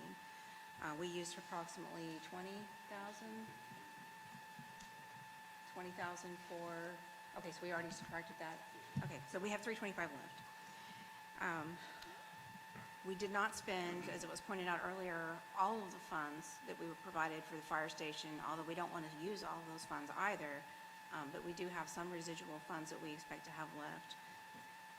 The accountant and I were discussing, and we were talking about the fact that we have the capital fleet replacement, and then we also have the separate fund reserve just specifically for fire station only. He and I decided that capital was capital, as long as it was related to fire, and we proposed that we put those two funds together, combine them into one fire capital, or if you want to call it a public safety capital fund, and that way we don't have to come back to you if someday it includes some other aspect of public safety, but a public safety capital fund, and we combine those reserves into one.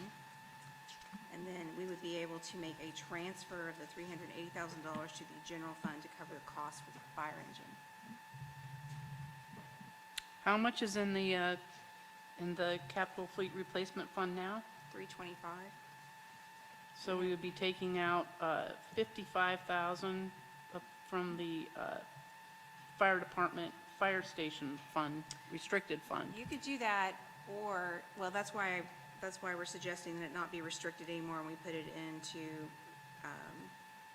it would be assigned, not exactly restricted, but assigned to fire capital, or public safety capital fund.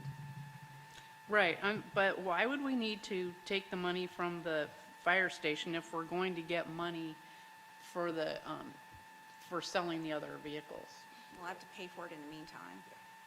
We have to pay for the vehicle up front, and then... Now, you could use unassigned funds too. Now, you have $2 million in the bank account. I'm not saying that to sound like we have money to just blow away, but, you know, the last 2 or 3 years have been good to us as far as having lots of building permits and sales tax come in higher than what we expected. So we were able to accumulate funds that are not assigned, but we still have in reserve. So if you choose not to use fire station funds, we could pull from those other reserves if you would rather do it that way. We decided it made more sense to just put all of the public safety together into one, and then we don't have to manage two separate. And sooner or later, the fire station project will come to an end. Right, I mean, I'm of the mind that I really like to keep the fire station fund separate, because then we know exactly what we're spending for that fire station. And then once the fire station is completed, then merge the two policies together. I'm not opposed to that, but just so you do know, we do have a separate checking account for that. So most of those reserve funds are at our account at Logic, which is a pooled fund that draws a little bit more interest. And as needed, we transfer over to Alliance Bank, which is where our checking account is. So I pull over about, I think I transferred 500,000 just this last week, and we write checks off of that. And then as we get a little bit lower, I'll pull some more over as those pay requests come through and they get approved. But we are funneling it that way just so we can keep track of every expense related to the fire station project. We're not mingling it with other general funds. So how do we need to alter this issue since we are not talking about the sewer? I think you can just direct me to bring forward a fund balance policy change that just reflects for fire, along with the budget amendment, because we will need to show that transfer of funds. And then the proceeds from the sales goes back into this fund as well from the vehicles. Do we have a motion? I would bring it next meeting. Do we have a motion? Are you writing it down? So I can make the motion correctly? That's right here. It's on here. Direct staff to bring for amending the fund balance policy Okay. for the fire engine. All right, Mayor Pro Tem, I'd like to make a motion to direct staff to bring forth a resolution amending the fund balance policy with the above changes that were talked about in this line item, corresponding budget amendment ordinance to fund the new fire engine, and also with the reimbursement policy of after we sell the apparatus. Do I have a second? Second. Any further discussion? No, ma'am. All those in favor, say aye. Aye. Aye. No opposed. Okay. So, something less controversial. Item 6.12. It was really cold. Council will receive an update from Chief Simmons regarding recent weather impacts to the city, besides the truck. This is just enough to kind of bring it up but also all the citizens, some of the things that happen while, with the apocalypse hit. So, of course, everybody knows we had the weather storm last week. Most of us, nobody was prepared to be able to survive 2 degrees, some maybe 1 degree, maybe minus. All my years, I never really experienced that cold. It was cold.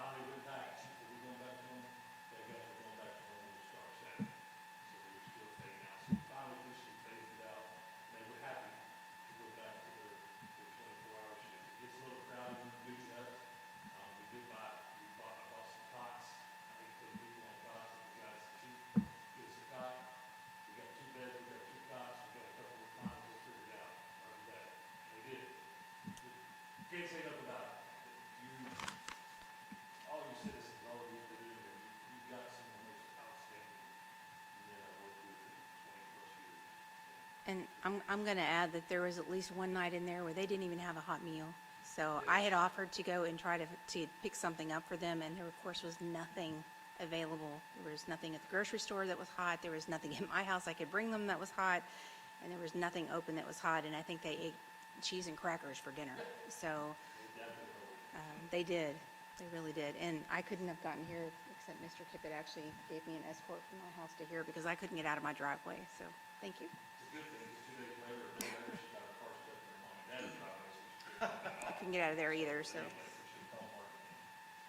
But that's true. These guys, you know, we did have some citizens, Sarah Naylor, some of you here, she actually helps with our city events when it comes to the runs.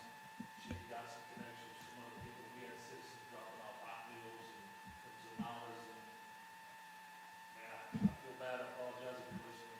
But there were many restaurants in Rockville County, that put together some food and bring to fire. Not only ours, but Sarah made sure that our firefighters, at least every day, had a hot meal. Except that one. Except for the one where Lisa took the responsibility, but she I tried, failed. she spent hours. She called me almost devastated because she couldn't find me. I'm like, you're still shopping for food? This was hours ago, but she tried, so you got some great men out there. And, you know, couldn't ask for full-time, part-time, and volunteer staff, and citizens. We were fortunate enough on Sunday to have another E3 Ministries. We had 350 boxes of food that popped up from the farmer to the table group. And so we actually were able to do that because this is really about an hour and a half. So we made that quick. So the citizens of this community making calls, checking on people, the firefighters, council members, that are past council members and stuff. Everybody works so hard to do this. We did lose Engine 42 during this, that was one of our problems.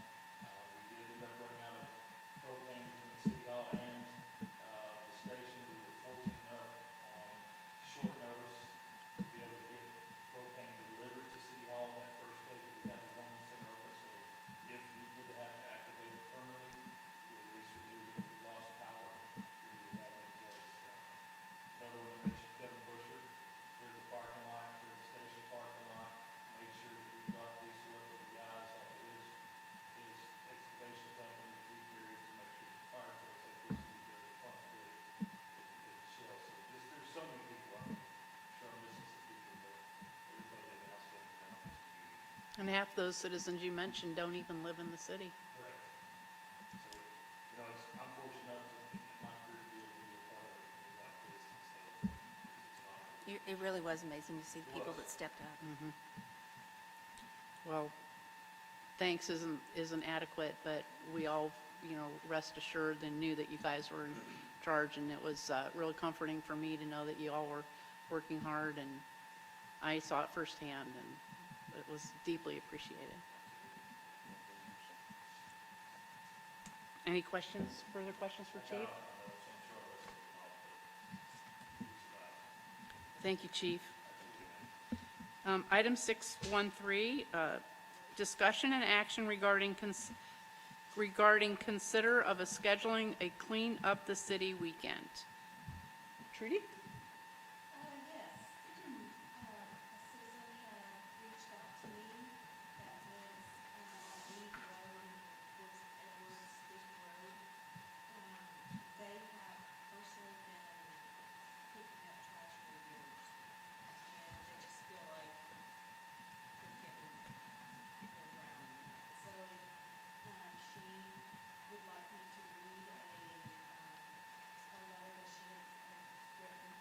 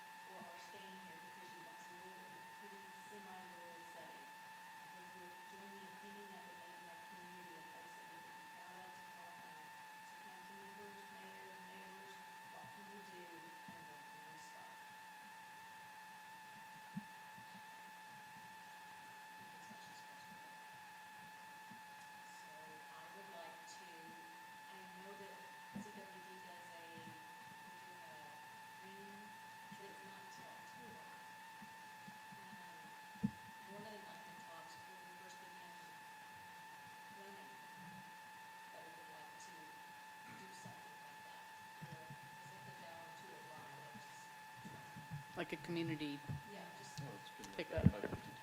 Well, I will share with you, I didn't mean to cut you off. I will share with you that our code enforcement officer approached me about, doing these sweeps through the communities and actually suggested that maybe we get a dumpster and put in the community when he's doing the sweep so that it would encourage people to, put things in. And maybe we could, if you were so inclined, we could do that, and then at the same time, maybe have a pickup day, where we can get some volunteers out.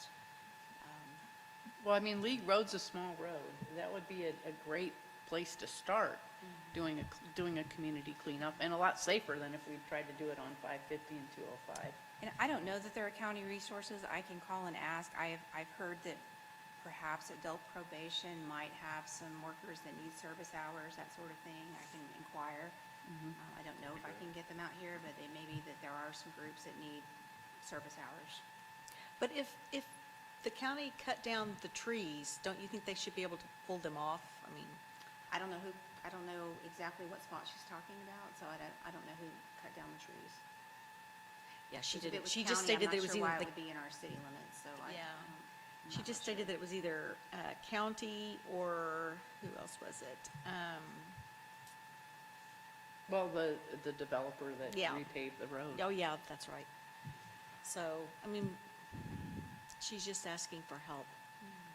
Would it be possible to talk to the CTW and see if they could do a spring cleaning time? Oh, as I'm sure well? they would. It's just, do you want to pay for it or not? We had some illegal dumping off of off of Cuban. If you go down League, take a left, there's a little bridge down there.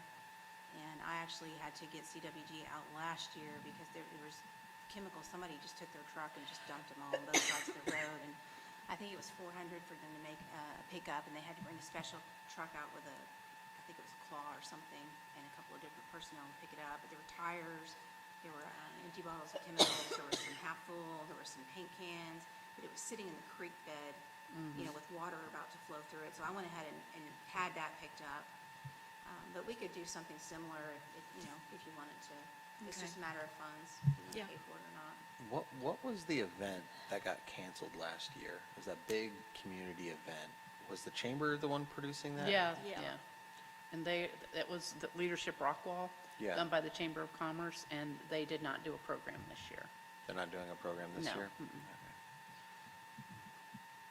But maybe we suggest that Lisa checks with, see if there's other organizations. Yeah. But, I mean, I'd be happy and to. see about the cost of having CWD pick it up, or have a dumpster there where those workers or community members could just go there and do it. I mean, it's one street. I would think we could get enough people in the community to want to. Well, we do occasionally have I personally picked up Smith Road Smith Road. myself, from Connie to 550 a few months ago. Yeah, I saw her. It was just easier for me to just go do it rather than to try to figure out how to arrange it. So I parked, put my hazards on, and picked it up myself. So there are occasional other areas where over a period of time, the wind blows things in. And I think in that particular case, we had it mowed, and then it just went everywhere. I didn't mean to shock you out. It took This a is whole a hour. That's all it dangerous took job. was an hour. Yeah. Well, I would like to see if maybe Trudy and Lisa can get together and come up with a plan on how to scratch this itch and Yeah. get it going. Sounds good. I know in other cities too, we've had, where we would buy little orange vests and with adult supervision, we'd have, maybe some young teens come out and maybe with supervision. Girl Scout troop. or- Yes, come out and do some of those things too, so. Well, but also, doesn't the high schools need, don't their seniors need hours or, Community service their hours? community service hours? Do So what? if you two could work offline and come up with a plan. We'll do. Okay, item 614, discussion and action regarding city council chamber setup for video streaming.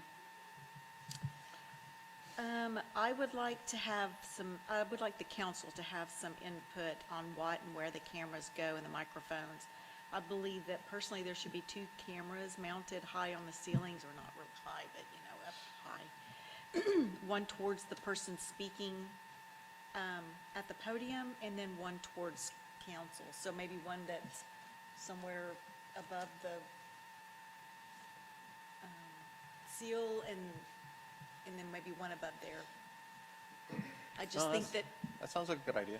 yeah, well, I just think that, just listening at home, you don't know who's talking, you can't hardly hear them sometimes, and, Plus, it'll also be a good thing for people when the cameras do switch over to the speaker to also see, the gallery as well. well, that's what I was gonna say. The reason is because you can, it'll be focused on the person, but you'll also be able to see who's sitting in the area, behind them. So that's just my thoughts. I would like to know what y'all think. Oh, I think that's great. I think we need to talk to someone who doesn't come up with a budget. I mean, we're getting the, Yeah, it's in the process. It's just, I think that I would like to have a little bit of say in how it goes, or at least like to know what you guys think to help guide them. Have you seen the way Rockwell has their setup? I've been in there, but I don't remember. So they have cameras that face the dais to show all the council members, and they have another camera that faces the podium, and you can also see the gallery. They have a third camera. They have lots of them, but one of the biggest one is they have a third camera. So right next to the podium, they have a little staging podium, or if anybody brought any paper or written materials they could put on it, that camera is focused like a laser beam right on that. So when they're trying to show documentation, it pops up right on the screen. yeah. It's fantastic. I'm not saying that's something that we're could going to be go further for down right the off the bat. I'm road. saying it's something to strive for, because But the fact what- that someone can bring some materials in and without having to hand over, Right. an Excel spreadsheet digitally, or A thumb drive for them. a to put thumb up drive there. or something. Yeah. If they just have printed, prepared materials, it literally produces it. It's We had one quite of good, those that actually. was removed. Huh? We had a document camera and it was removed. When? Previous administration decided that we didn't need it. That's, Shelley, what were you going to say? No, I was just gonna say, this is something that I started back in October, I think, trying to get all this done. And it's just been next to impossible to come up with 3 proposals. The most recent person I had to come out, or at least I actually knew someone or something, and this guy came out, and I was personally very impressed. In fact, truly, I had told him to price us a camera here, speakers. Another, yeah, Speakers here. another TV. Still have our good speakers, larger monitors, just, I gave him our whole wish list, and, haven't heard back. Oh, actually, I did. So I Okay. didn't talk, just talked about it. Sorry. He's coming on Thursday to kind of explain it to me, and he's going to give us proposal with options so that we can kind of pick and Yeah. choose. For options. Yeah. Keep in mind, though, and I'm not opposed to the 2 cameras, but keep in mind, though, that those cities do have IT people that come to the meetings and actually film those meetings, so they can Yeah. kind of do the switching back and forth.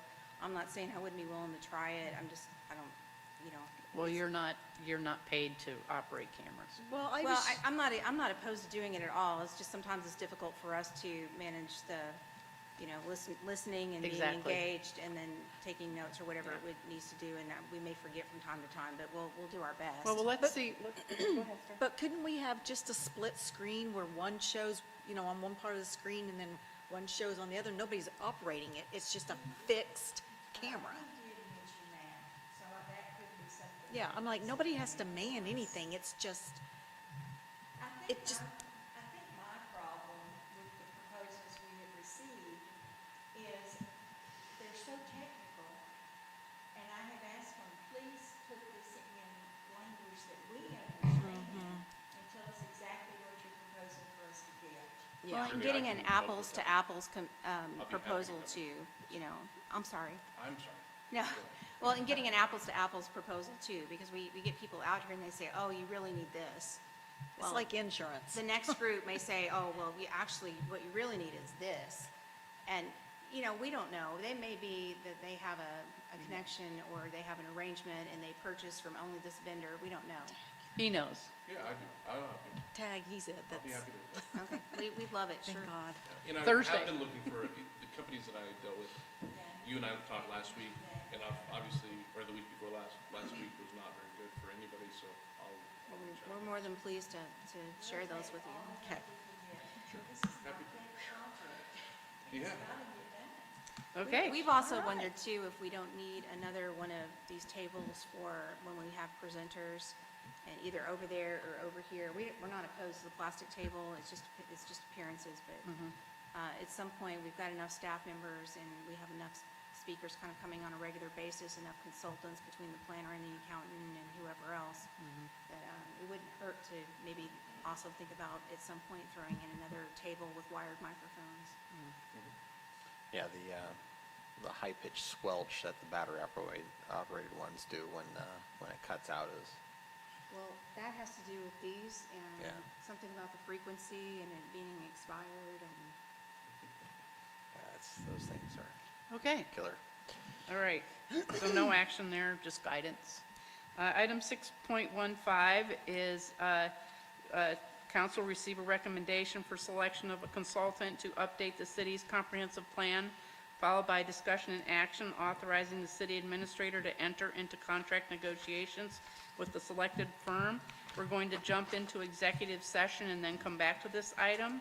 So for 7.1 executive session, we are pulling item 7.1 in waiting for the mayor's attendance because it's key that he attend that session.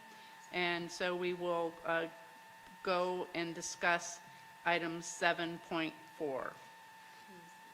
We'll take a 5-minute break and then go into that. Mayor, What? you're going to call a time at 10:07, Mayor? Pro Yeah. Tem? 10:07, we're heading into executive session. We'll meet in there at, we'll start at 10:15. I just need to use the restroom. Me too. Thank you. I'll see you in a bit.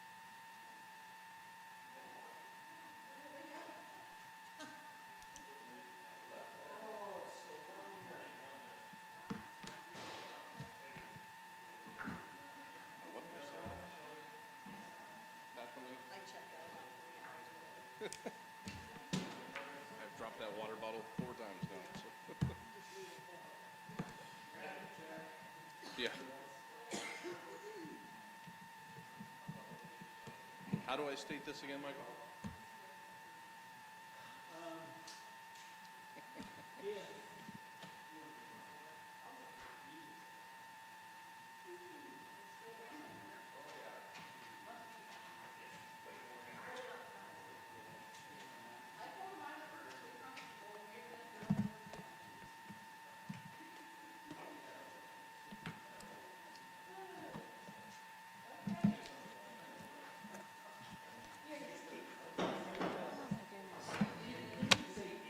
Ish, okay, thanks. Because it's going to come out ish.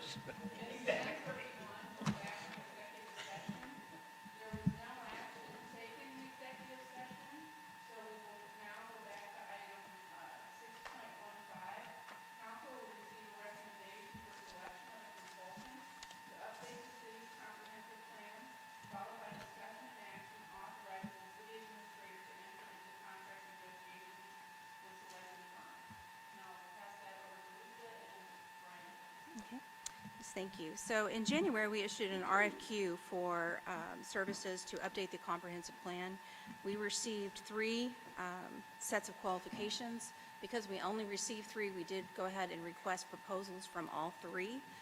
Those were proposals for scope of work and for costs, associated costs with that. Each company had a little bit of something unique, so we left it a little bit open-ended so they could make suggestions. We didn't, we defined some definite things that we wanted to see in that comp plan, but we also left it where they could also offer some suggestions. So we received those 3 proposals. I put together an ad hoc selection committee with 1 member of council, Mr. Davis, 1 member of EDC, and 1 member from P&Z, and myself, and we sent the proposals back and forth, and the committee met by Zoom on Monday, and came to a unanimous decision that Kimley Horn was the preferred firm, and they just were. They seemed to be just far above everyone else as far as having a real understanding about what we were struggling with and some of the deficiencies in our current plan. Also, they were competitive as far as cost. This was not a low bid type of request. So we want to get a quality firm. We weren't looking for the lowest cost. We were looking for what we needed, but they were also very competitive as far as cost.